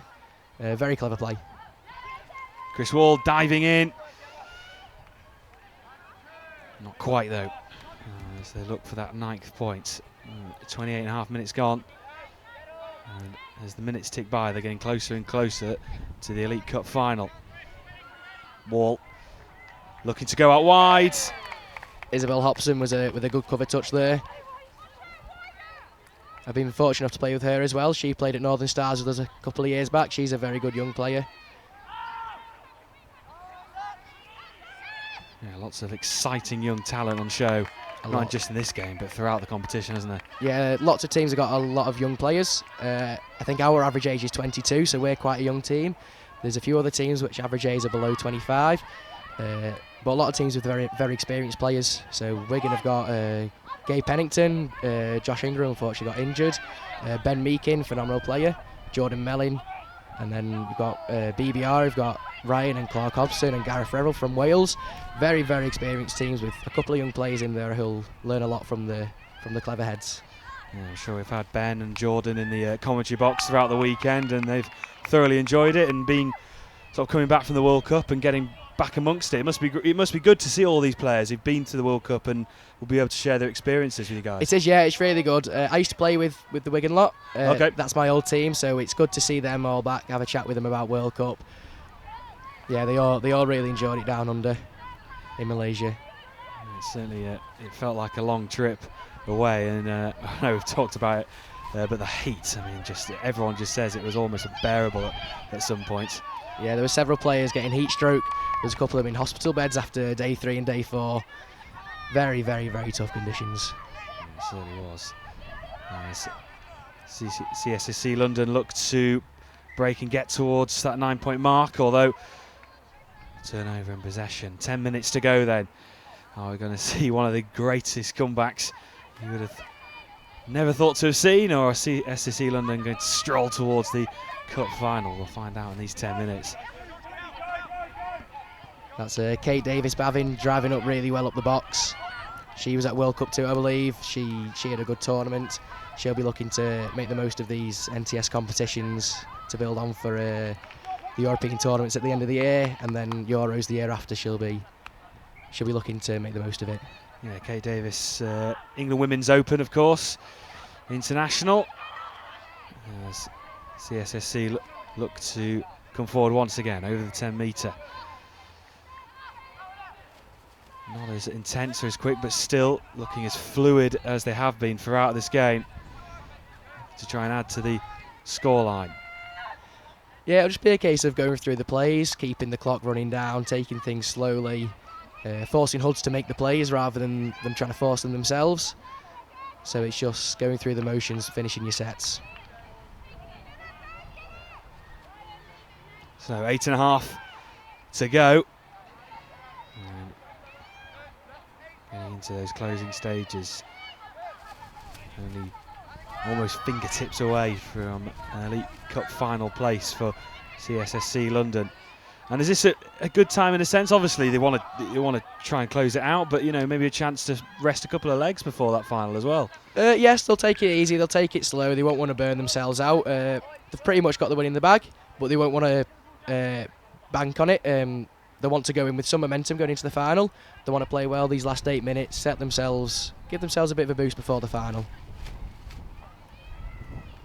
And just a quick question, Cameron, as a player, how have you seen England Touch develop over, not just the 6 months, but over the last year? How is it seems like a really quick progress, and how the momentum of England Touch has just increased rapidly. It has. It's absolutely blown up. I think at DTS last weekend we had 20 teams, which was a lot bigger than what it was last year, and 20 good teams as well. There's lots of very, very good players coming through. The experience is staying on, helping out those younger players, and it's really boosting the sport. It's getting bigger and bigger and bigger. It certainly is, and weekends like this, of course, help as well, showcasing the sport. And it's been absolutely brilliant this weekend. We've seen some amazing games, unbelievable tries, and I'm sure we're going to see some more fantastic games as we move into the finals this afternoon. But just a try there for Nottingham Hoods, adding onto the scoreboard, so gap reduced to 5, and I'm sure you should suddenly see this quick change of momentum from CSSC looking to try and add another one. I'm sure they don't want to see this lead slip away. Yeah, a good cover there from Emma Oliver. She'll be quite tired after World Cup. She had a big tournament. A little wayward pass there from Evan Michaels, just slipping out his hands. That's just going back to the conditions. Very greasy ball. Very hard to pass at times. It just slips out your hands very easily. Does your mindset, does your gameplay change when the conditions change? Do you have to think differently and use different tactics? Partially, yes. The majority of it's the same. It's just not forcing yourself to throw out long balls. So you still go through your motions as you do. You'll run your same plays pretty much, but you just bring it all a little bit tighter and hope to try and beat people with a step or a bit of pace on the outside rather than risking that long ball out to your winger. So just over 5 minutes to go, and CSSC London edging ever closer to a place in the Elite Cup final later on today. It will be the final game on pitch number 1 and on the live stream for the weekend. So do stay with us all the way. Got some cracking games coming up for, and you also see Cameron in action as well in the Premiership Cup final at 2:30. Yes, we're all looking forward to that. It'll be a good game. London Galaxy, I believe, that we're playing. That's correct, yes, that has been confirmed. So it will be up against London Galaxy at 2:30, which I'm sure will be a really good game. Yes, it should be. They've got some good players. Miles Partridge, men's open winger. He had a really good World Cup. Very, very quick player. Certainly is. We saw him yesterday. He's frighteningly quick. Absolutely rapid. If he gets a bit of space, there's no stopping him. He's one of the quickest players we've seen over the weekend, and as a team, do you look at individual players like Miles, or do you obviously can't just focus on those individuals as such and look at them as a team in general? You do look at some individuals. You look at their strengths and who they're going to run with, and you try and shut them down as best you can. So Miles will be looking to slam on quite a lot to stop him getting up his speed and getting any room at all. But then, of course, that exposes us to a long ball or him with quick hands, because he has got a phenomenal pair of hands on him as well. He does, yeah. So it'd just be trying to play cover defence with him, really. Yeah, he's one of the quickest and most expansive players we've seen this weekend. He looked absolutely brilliant yesterday for London Galaxy. And I'm sure that'll be a huge test for your side, of course, trying to neutralise him. But he's not playing his favourite position. He'd like to play on the wing, as he does for Men's Open, and he's a phenomenal winger. His catch and dive is superb. Playing in at link, he'll be looking to run some plays that give him a bit of extra room, and we'll be looking to try and shut him down as soon as we can. And as a player, is it difficult, or is it easy? How is it when you transition from those positions, from playing out to the wing or then playing in link? What's that like? Quite a lot of players do it as normal, because if you can play at mid, you'll then understand how to play link better, and vice versa, same with wingers. So if you understand the person outside your job, you know how to do your job better. And so a lot of people will train in different positions and get used to different positions, so it's not too difficult really overall. And here come Nottingham Hoods. Chance to try and see if they can add another point to the board. Just over 3 minutes left to go, and it's obviously clearly looking like CSSC London are going to make it into the Elite Cup final. Yeah, I think any score here now for Hoods will just be a consolation. Try and build some momentum going into the third, fourth playoff at the end of the day. And they'll be looking to go on and win that if they can and take third place. It's not a bad position to be in. Of course, we've got a full season. We've got another 2 tournaments for them to go and get points. So they'll be looking to give themselves as many points as they can possibly get for the rest of the season. So you mentioned the 2 more rounds to go. Round 2 in Manchester, 15th, 16th of June, and round 3 in Oxford, which isn't a million miles away from here, on the 29th and 30th. So still plenty more touch rugby to be played. Plenty touch, yes. Looking forward to it. I'm really excited for the next 2 tournaments, if we can all stay fit and healthy, that is. Of course, yeah. There's obviously a bit of a gap in between each tournament, especially this one and the one in Manchester. So what happens as CCSC look to come through and add another point to the board, and that's their 9th, and that's I think that now seals the game off fully now. Hoods very, very little chance of coming back. 2 minutes to get 6 scores. I don't think they're going to do that now. Just going on to just that period in between the rounds, how's a team and how's an individual, how do you prepare for that break in between? So we'll go back, we'll look at our last game that was on the live stream, and we'll look at what we did wrong, look at what we did right, try and get as many positives as we can, and just work on what went wrong and try and get it better for next time and try and build on it, hopefully get into the elite if we can. If we can't, we're happy with the Premiership. So just be knocking out little errors. I think for us, our touch exit has been a little bit poor, so that'll be worked on in training over the next couple of weeks. Having them spaced out definitely helps. You've got a few weeks, you can work on a few different things. You can go to things and come back to them, keep them fresh in our minds. Of course, as we're just going to the final few minutes, 1 minute and 10 seconds left. I'll wait for that hooter. And I've asked this question to everyone who's been in the commentary box, Cameron. As a newbie, if you're watching the live stream over the weekend and you're watching the Belief Elite National Touch Series, what would you say to people who are looking to try and get involved? I'd say stick at it. It won't come easy at first. It'll be very difficult, especially if you end up playing against people who've played for a few years. But touch is one of the most fun sports that I've played. I've been fortunate enough to play a range of different sports, and touch is a fantastic way of getting fit, staying fit. It's a team sport, it's very social, so hang out with your teammates, have a bit of fun, and if you can get down watching the likes of Wigan BBR, see how they play the game, because they play it near perfect every single time. Yeah, there certainly are 2 formidable sides, aren't they, Wigan and BBR, as CCSC look to come in once again. Just a bit of discussion with the referees, not on this occasion, as reaching the completion of this semi-final, just waiting for that hooter. Surely only a couple of seconds away. And there it is, final phase of play then. And there it is, the full-time whistle. CSSC London through to the Elite Cup final. And what was a tremendous performance. Very dominant, very dominant. They look very in control from minute 1. Very good game by them. Hoods will be looking to forget about it. see what they did wrong and go and win that 3rd and 4th place playoff. Well, thank you very much, Cameron, for joining us in the commentary box. Thank you for having me. And a huge good luck for the Premiership Cup final. Thank you very much. So we will move on to our next game, which will be the Championship pool.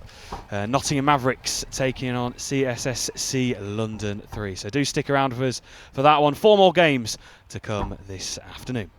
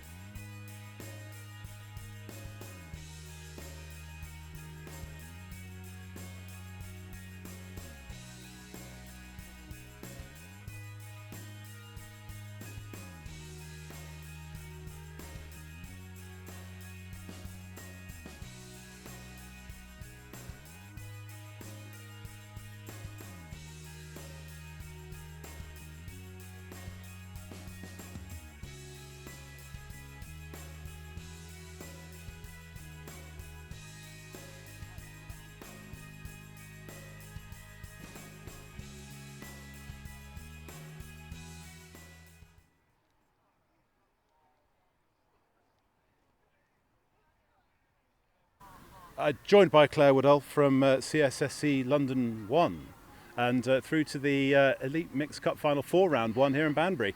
What was the main difference, do you think, between yourselves and Nottingham in that semi-final? I mean, the score definitely doesn't reflect how that felt on the pitch. That felt really tough the whole way through, had to grind it out.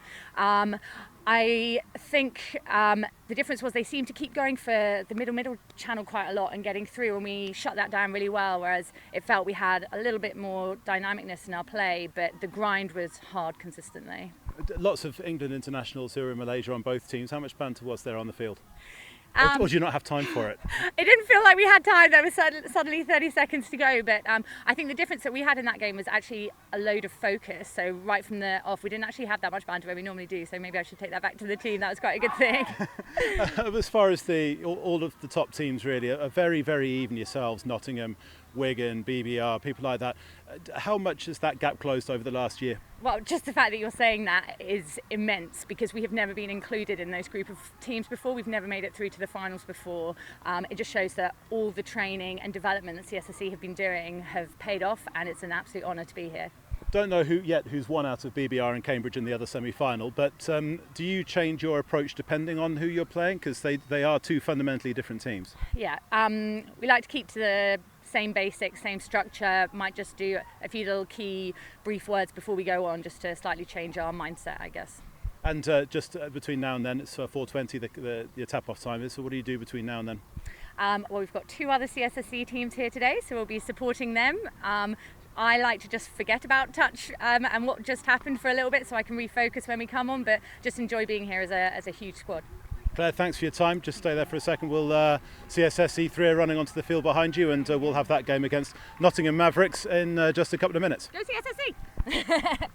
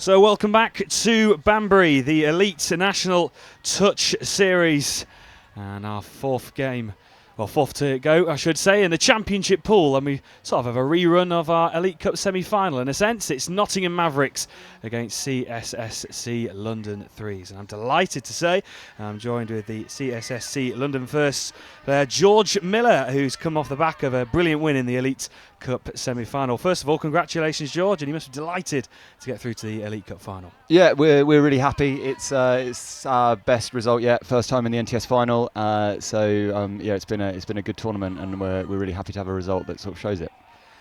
And as we see, of course, your club in action, CSSC London Threes, and we were just quickly talking off air. It's a big club with 3 sides, and of course 2 in the developments. It's a strong club.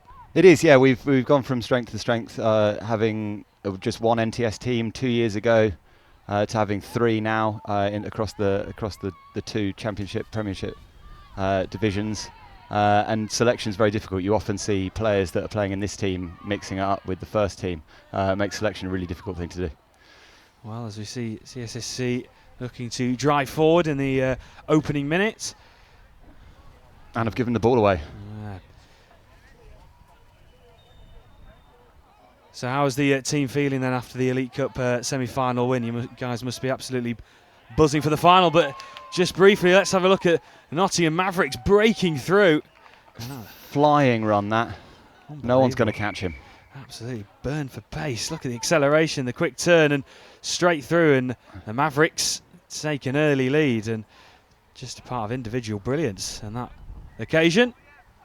Yeah, just going back to the semi-final, George, obviously you guys must be delighted, and how's the camp feeling towards the final?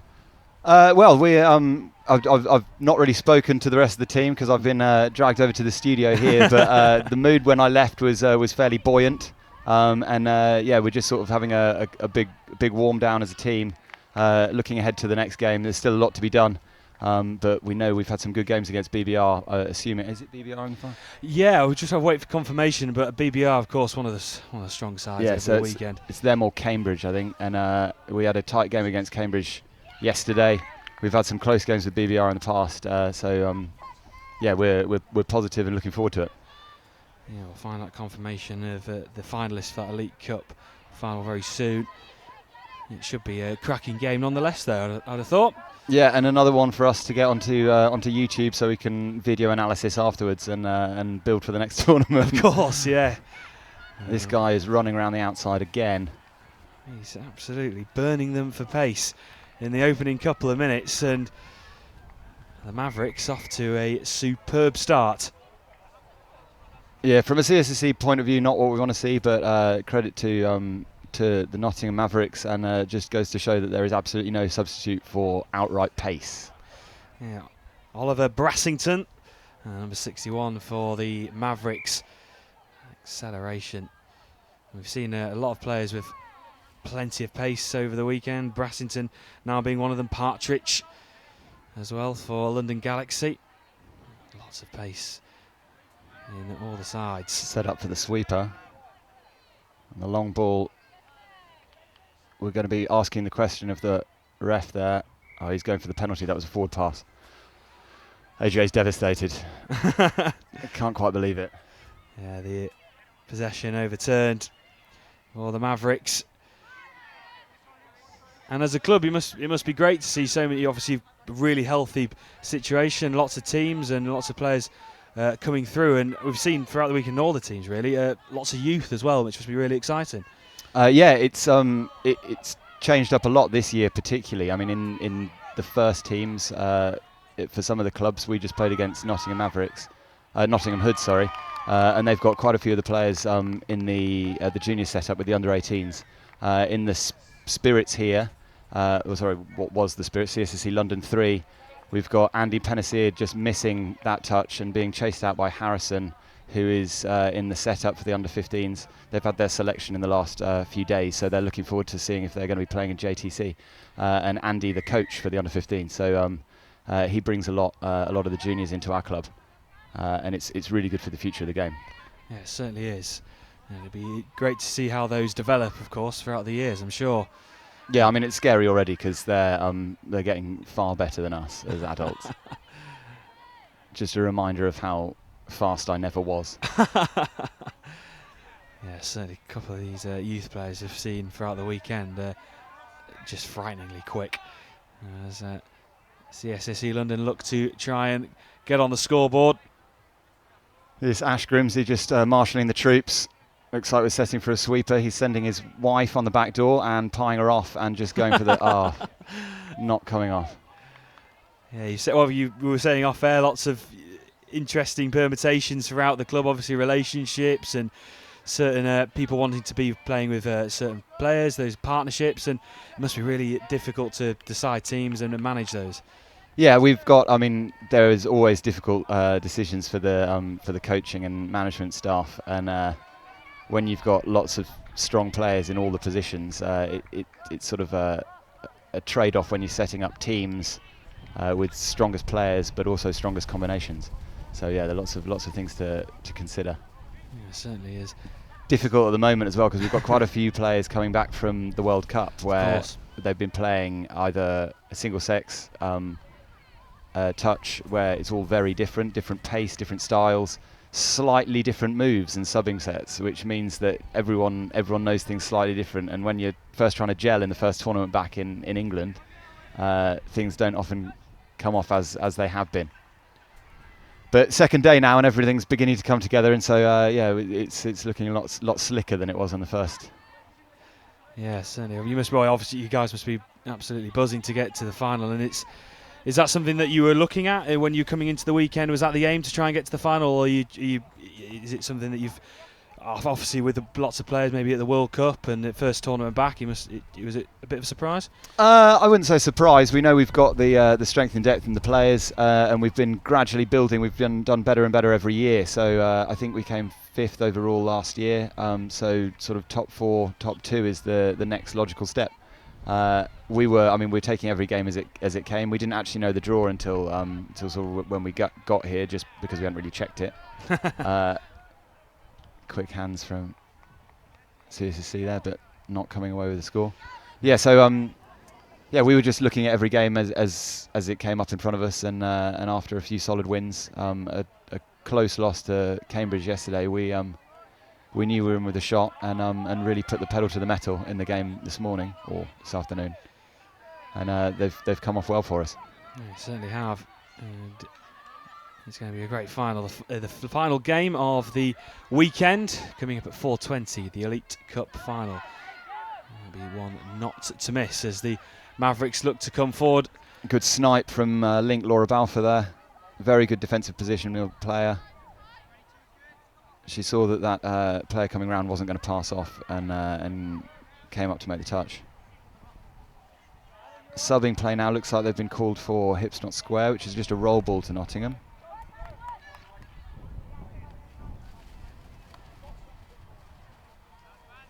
So 8 minutes on the clock, and the Mavericks in control as it stands. Looking to try and add a fourth. And they've managed it. They have certainly managed it, and that was a well-worked move, and into the corner. And the Mavericks add a fourth.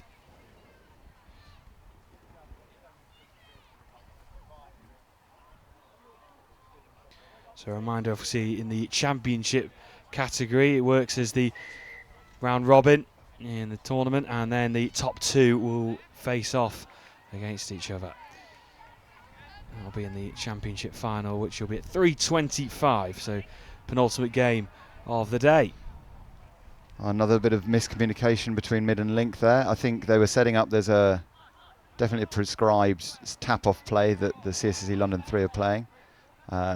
Link came round for the back door, and the Nottingham team sent the other defender that CSSC were expecting, which of course means that they've got... Oh no, hold on. He's run around. He's run around the edge again. Look at that pace again, Oliver Brassington. That's the 3rd time we've seen it. I think we've got 3 teams: Nottingham, Oliver, Brassington, and CSSC. And at the moment, it's 3 going to Oliver. It certainly is, and he's got wheels. He certainly has. Burst of acceleration, isn't it? And just powering through. How do you combat those players with pace? How do you neutralise those players? You've really just got to take their space away. So show them show them the way you want them to go, but knowing that there isn't anything around them. So if it's the sideline or another player, you give them a glimpse, which means that they're going to take it, and then you can, then you know you've got a little bit of time, wiggle room to get back. That looks like it was down. Oh no, the sideline ref calling a touch. I'm being delivered supplies. Excuse me. That's okay. No, make sure you get the food in, get the energy in for that Elite Cup final.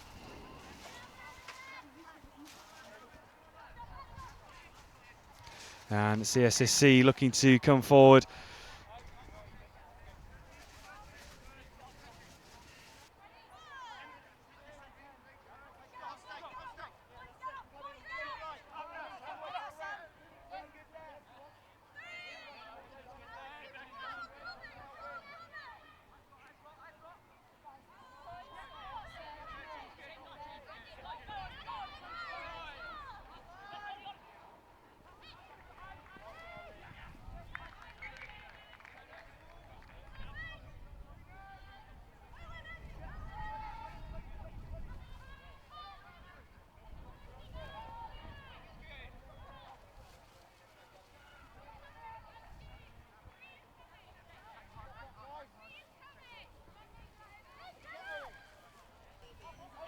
So here comes CSSC.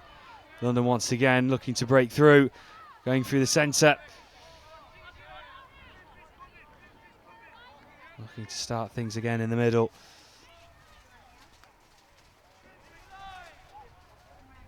Looking to dive forwards and trying to get the first points.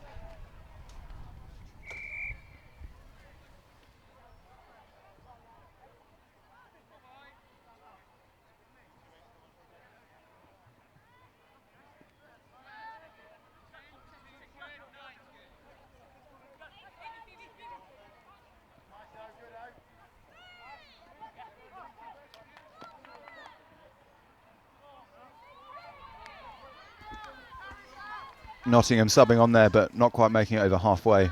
CSU got a turnover on the half, and they'll be looking to run some sort of tap-off play here.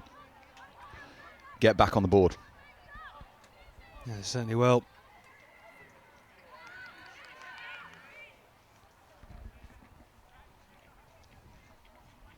So 7.5 minutes remaining.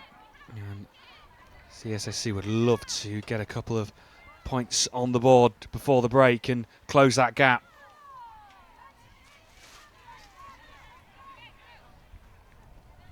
Quite static here.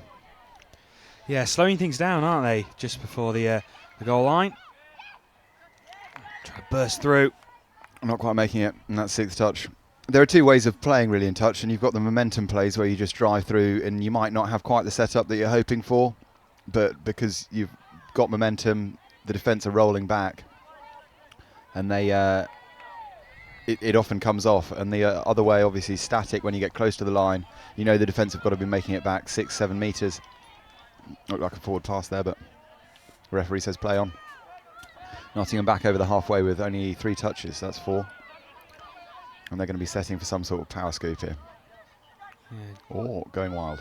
Driving forward, and is the space opening up? Oh, through the gap. Diving touch, I think they're from the link. Yeah, that slight touch, just preventing the score. They have a critical touch as well. And turnover in possession, so they survive that one. Looking to sub, and that's Alice Tiozzi on the wing, who is a dual code, played in the Tag Rugby World Cup, and we've managed to steal her for touch. But a quality player, even though she doesn't know the game that well, hasn't been playing it for that long. Good drive from CSSC, and Ash Grimsey going through, looks for the long pass. James Brown not quite able to gather it, but it looked like that was into man on, so it would have been difficult to get through. And that's that momentum play you were just talking about there, George. It just the complete changes, switch up of styles, and nearly coming off. Yes, we're normally a momentum sort of club. A lot of us prefer it. It's pretty hard to defend against when you've got a team of 6 running at you, running hard. The first 2 touches you might manage it, but when they start coming. coming at you at 3-4-5, getting onside becomes a lot harder. 5 metres becomes a lot further. Yeah, certainly. Not been a score for quite a few minutes. No, it hasn't. It's sort of just stagnated a bit. And CSSC London looking to come forward, although... Break the deadlock. Not to be that time. No, certainly not. Under 5 minutes to go, and we're into that period where it's that crucial time of the game where if Nottingham can get a few more scores, it will give them even more confidence going into the break.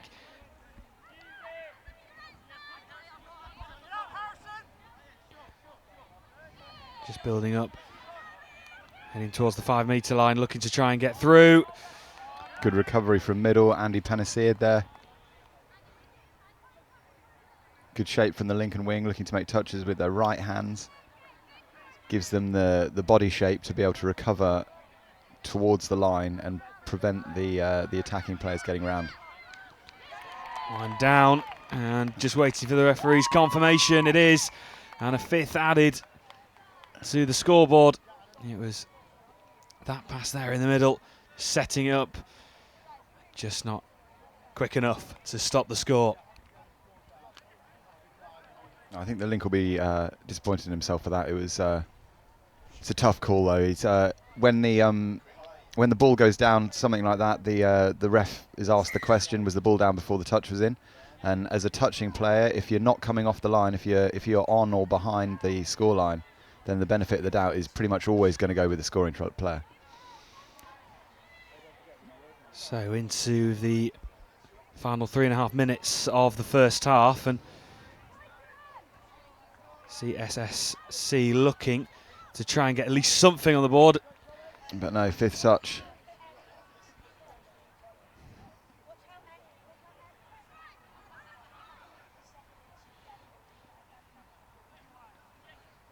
Is the opportunity still there? Can they work something?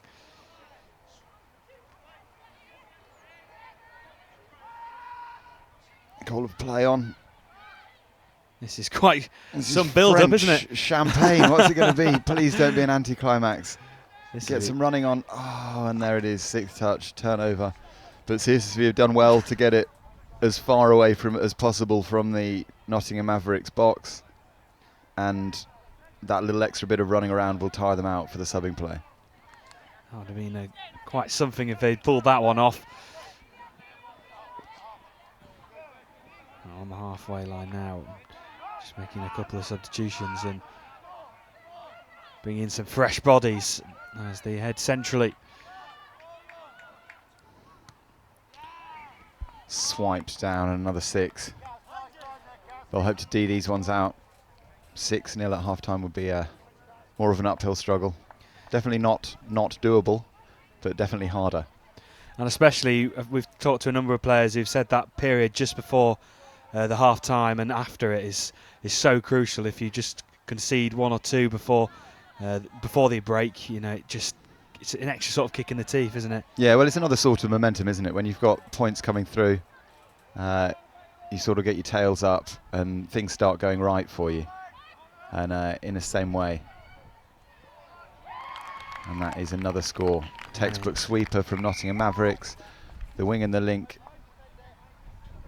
from CSSC helping out and leaving the long pass on. Well executed, and that's a good score. Certainly is. And the Mavericks up 6 points now. Just over a minute to go until the interval. And in control at the moment. And if CSSC can get something before the break, it just gives them a little bit of a confidence booster. Definitely, yeah. 10 metres on touch 1, 15 on touch 2. It's going to be setting a good platform for the third touch to have a strike. They've gone for a hammer. And it looks like the ref is going to be giving that. And that is a quality score from Alex Hunter. His wife and daughter watching will be so proud. Sorry, not wife, fiance. Oh, close. Close shave there. No. Alex Hunter then, so gets on the scoreboard for CSSC, and just what they needed before the break, just to give them an extra little bit of boost going into the interval. 20 seconds to go, waiting for that hooter. Can Mavericks restore that 6-point gap? Or can CSSC just keep them out for the final few seconds? Sweeper coming again. And at the death, Nottingham go up by another one and restore their 6-point advantage. Another quality sweeper. The mids turned in there from CSSC, turned all the way around. Lynx had to bite. And another point added just before the break, and it is the Nottingham Mavericks who are in control going in at the interval in the Championship pool fixture. And we'll be back for the second half very shortly. Lots of work to do, lots of things to ponder for CSSC. We'll be back very shortly.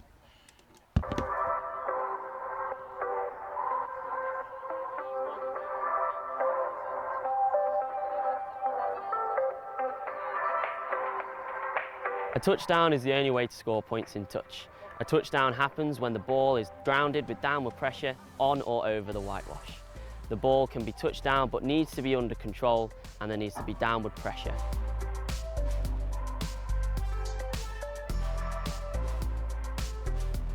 A touchdown is worth 1 point. As there are no conversions in touch, you can score anywhere along the line, and as long as there is downward pressure and it is under control.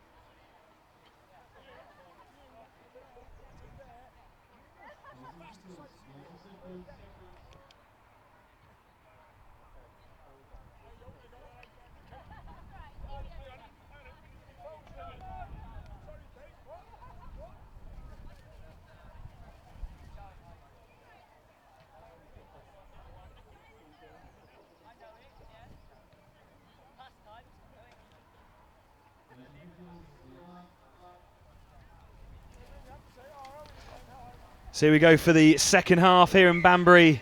The Belief Elites National Touch Series. Nottingham Mavericks up against CSSC London.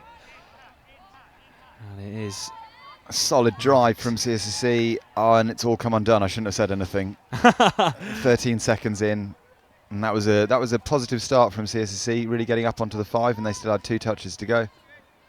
Is that what you want to see from the threes now, really driving forward and trying to create opportunities? Yeah, definitely. Things have changed a lot in the last couple of years. It used to be a sort of slow buddy, just take a few touches, stroll up from the tap off. You just can't get away with that anymore. You don't have the time or the space. The defence is too good. You've got to really drive hard for the first 2. So you can set a platform to strike on sort of 3rd touch. And if that doesn't work out, then you've still got 5th coming for a second strike. And it's the best way to give you sort of the most chances at the line. So almost a fumble. She's got away with it. Yeah, just about. As they enter Mavericks territory, just slowing things down. Looking to drive forward. Andy Penniseed looking for a big drive, and Alex Hunter has scooped through and is going to give an easy pass for the score there. So perfect start then for CSSC London Threes, just what they would have wanted. Plenty of time still, but a lot of work still yet to do. Nonchalant one-handed pass from Alex Hunter, 13-14, tying up in the middle. Good score. And one of the men's 40s MVPs from the recent World Cup, Andy Penniseed, dotting down. One of the easiest scores you'll get. Loves an intercept, that man. Yeah, experienced player in this side. As Nottingham Mavericks looking to respond. How are they going to do that? Looking to go through the centre and just it's good recovery from the middle. Good talk there. Laura Balfour at link. Hasn't stopped smiling yet. I think you've just got to play with a smile on your face, haven't you? Keep the momentum, keep the attitudes high. Good honesty from the link there. I think she got a hand to it, and they'll go back to 0. So that would have been first touch. Second coming, and the Mavericks have got another good attacking platform, so CSSC will be looking to hold them out. Touch called from 14. Andy? Yeah, just building it up again. And this is this static play you were talking about earlier. Sweeper coming. Andy's going to have to get back across here. And they've done well there. Link didn't have control. Ball to ground. And CSSC have come away without conceding and looking to drive off the line now. So this is the perfect start for the second half. And I'm sure the CSSC players will be delighted with the recovery in this second half to start off well. But a penalty's been given. Not quite the perfect start. Just the commentator's curse coming into out play. Again. Does it work the other way? Well, we've seen it a couple of times, but it's. I think I'm starting to realise over the weekend it's certainly a thing. Good touch from the middle there, and Nottingham sent the back door the other way. But a good trail from the half, and Nottingham have got another one in. 8-2 the difference. The step back from the sweeper, and the other link didn't come across, leaving a bit of a hole between mid and link, and Nottingham able to capitalise. Yeah, so lots of low fives in the box in front of us here. Yeah, certainly is. They're delighted with that response. 24 minutes on the clock, and they restore that 6-point advantage. Looking to drive forward once again. James Brown in the thick of things. I think they're giving a touch there.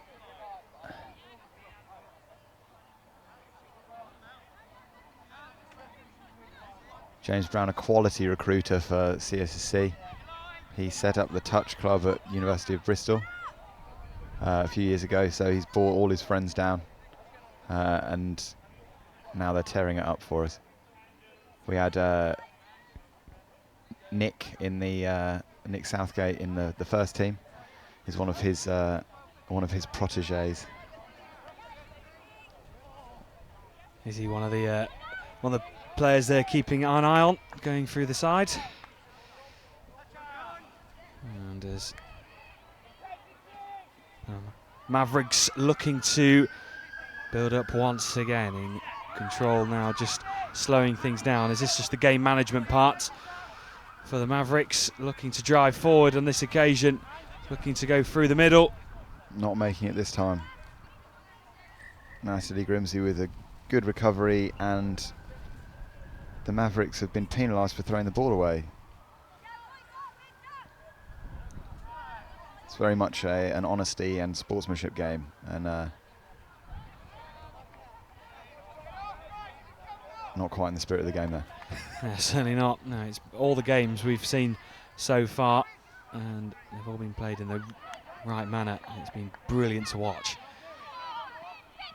As CSSC look to drive forward once again, looking to... And this is the Alex Hunter, Andy Penniseard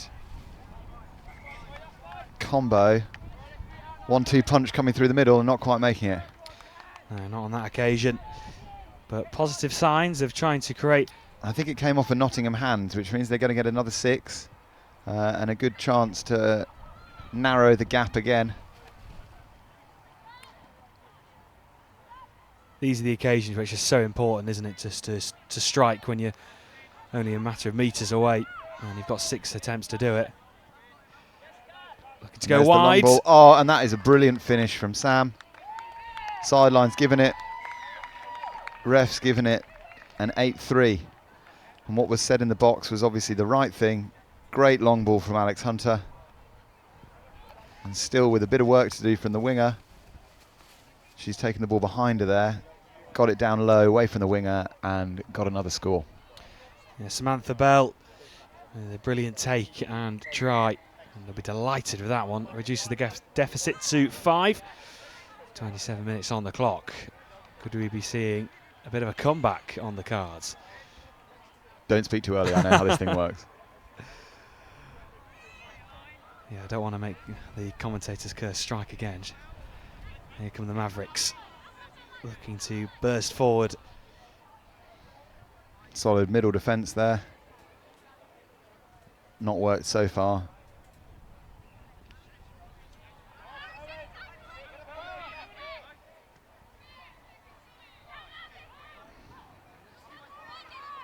And that is 5th touch. And the ball to ground. And CSSC have held them out. Team's done what they needed to do. Looks like Alex Hunter wants to sub. Looks like someone with very muddy hands has dragged them down the front of his shirt. Well, I'm sure. Well, we were talking actually, a couple of the players today, how the conditions obviously have affected things with the rain and moisture. Yeah, there's different ways of dealing it. Obviously, the long balls don't come off as much. They're that little bit harder. It's a little bit harder to get the grip on the ball to catch and pass it, which means the game becomes a lot more direct at times. Dumping the ball becomes a lot more difficult as well. Obviously, one of the biggest parts, the roll ball probably happens around 300 times in a game. And when the ball's wet, that definitely makes the percentages of them going wrong a lot higher. It certainly does. We saw a couple of mistakes in the previous game, and the game's just a couple of mistakes in terms of handling the ball. It was, you could not see from us though, right? No, no, I wouldn't say, of course. But yeah, just a couple of just sometimes harder to catch, of course, and harder to some of handling errors. Yeah, you can get different teams employ different methods. In Malaysia, where it was extremely hot and sweaty, most teams had handball grip spray, which is basically like extra sticky hairspray. Andy Penniseard flying through here, ran away from the half, and now the game has slowed down a bit. Ref just adjusting his socks, making sure he looks good on the pitch. While CSSC London are setting the troops. Yeah, just taking things a bit slowly, although overturn. But there was a penalty called. It looks like Mavericks weren't getting back to the line in time, so called for offside, and CSSC have got away from that with that one a little bit. So just over 10 minutes. Called. Oh, and that is a handy dive Fairly nonchalant touch from the middle, had it covered all day. Still with CSSC London. Can they get another one with 10 minutes to go? This could set up an intriguing final 10. Looking to build and looking to go wide. And not quite on the legs on the pass over the top. Apologetic hand up from AJ there. Hasn't been a score for a bit again, bit of a deadlock. The middle 10 minutes of the second half, often a place where it slows down on both teams. So there was no touch there. It's funny, the winger looked like she knew what happened, but the refs didn't call it and it's play on. Looking to come forward. Mavericks bursting forward, that's that man. Oliver Brassington in the thick of things once again.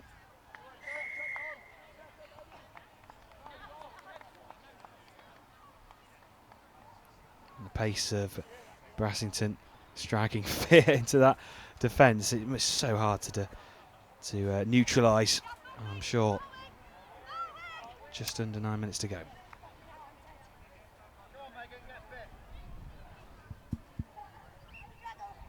And a reminder, of course, so in the Champions Cup section, of course, Nottingham Mavericks, CSSC London Threes, Green and Gold Revolution, Bournemouth Lions and Barbarians all involved in a round robin tournament. And then the top two go up against each other, and that will be at 3:25 in the Championship final.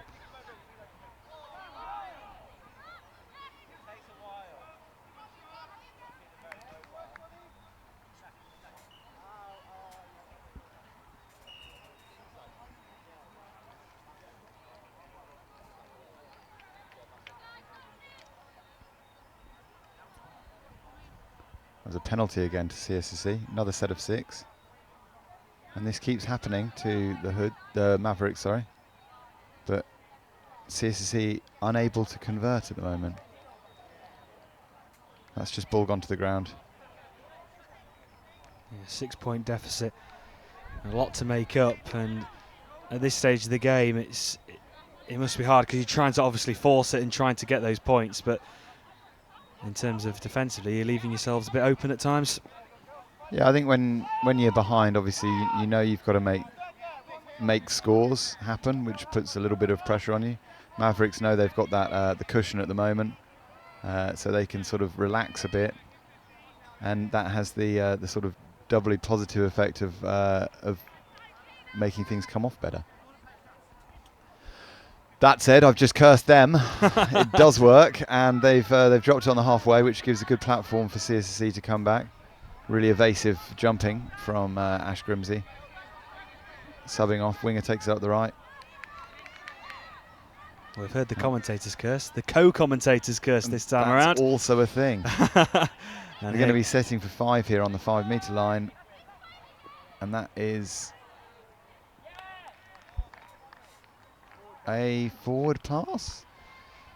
Yeah, it looks like it. Referee's given that one, and 33.5 minutes gone, and just time ticking on. Time running out for CSSC London Threes to get anything out of this one. Although, a chance now. It's happened again. If I say I don't think they'll score now, they're certain to score. Let's go, good drive from the link there. The wrap could be on, and there's the pass over the top. And asking a little bit much, and that was only touch 1, so perhaps a little bit of opportunity gone to waste, but still leaves Nottingham with a long way up the pitch to go. Yeah, good opportunity. There's passed them by. And the Mavericks having to start in their own half, looking to go to the halfway, now into CSSC territory. Over 10 metres, heading towards 5, and really driving on and powering through. And here's that man, Oliver Brassington, and that is a well-worked piece. And that is 10 points on the scoreboard in the blink of an eye. I think the CSSC guys have probably stayed on quite a long time. They'd had a good couple of sets at the line. And when nothing comes of it, you've got to defend. They've defended the whole length of the pitch. By the time you get near the 5 metre line, that's when the holes start coming, just as fatigue sets in. You've got a team driving at you well, and the Mavericks have been driving well all game. They come hard, and just getting through on the scoop there, and an easy check off for the link to score. Or can they add a score? CSSC, just to give them a bit of a boost, a bit of confidence. It's been a tough outing, but if they can add a couple just before the full-time whistle.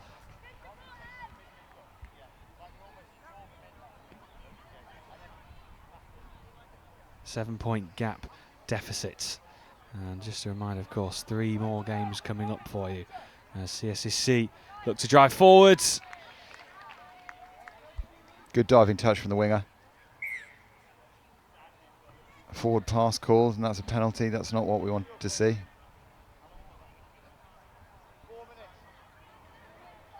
Four minutes left on the clock. Are we going to see any more scores? It's been a bit closer in the second half, although the Mavericks still leading the way, and quite convincingly at the moment. Oliver Brassington has a fair few of them as well for the Mavericks. As a couple of substitutions come on as they look to push forward, powering on through the middle. Good build-up play once again, and could be in once more. Great recovery from the wing and link there. And they forced the touch and pass, the last one there late. Penalty, Izzy Pennisir taking it. Looks like she's subbing. She's had a good D set there.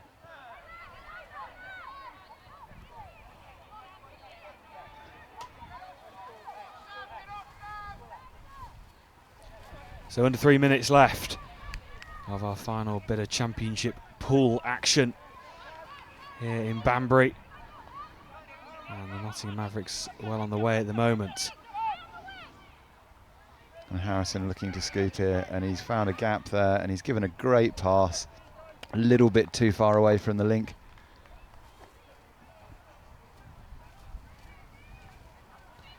So a reminder, 3 back-to-back cup finals coming up for you next. The Premiership Cup final. Crewe, Nantwich and London Galaxy involved in that one. And the Championship final. The big one. And then, of course, as you mentioned, the Elite Cup final at 4:20. This is Brassington going again, and he is unstoppable. He is absolutely rapid, isn't he?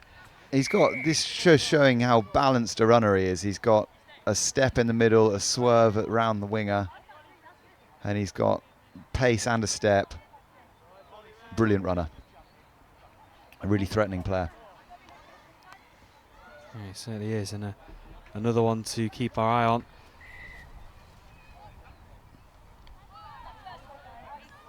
As CSSC London look to try and add something in the final few minutes. Good momentum here. Sweepers coming round off the back of some strong driving. And Nottingham have done well to suck to the line, which has slowed everything down for CSSC, and they've been doing that very well all game. And that should be a score. Middle's not making it back, in a classic 32 short. Natalie Grimsey to Ash Grimsey. And you can see that the Nottingham Mavericks not there. Good finish from Ash. It certainly is. Under a minute to go then. And they managed to just get another one on the scoreboard. Possibly a bit too much of an ask to get 8 scores to win this one for CSSC London, but they've given a good account of themselves. It's been a game with long periods of no score and a very tight game, and then the difference has probably been Oliver Brassington just tearing round the edges of the pitch. There's that man once again, and you're quite right, he's been absolutely superb.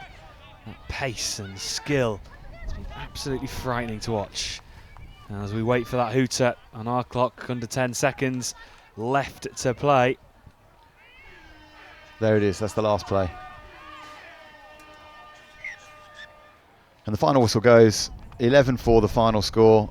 Good win for Nottingham Mavericks. It certainly is, and that brings an end to the Championship pool action here on pitch number 1. Well, thank you very much, George, for your company in the studio this afternoon. Thank you for having me. And very good luck in the Elite Cup final later on. Thanks very much. And just a reminder, we will be switching over to our news stream, so if you want to be following the next 3 games, the Premiership, the Championship and Elite Finals, they will be on our 3rd and final stream of the day. But the final score, and it's a win for the Nottingham Mavericks over at CSSC London Threes. We'll be back for you. Our next game is the Premiership Cup final coming up for you next.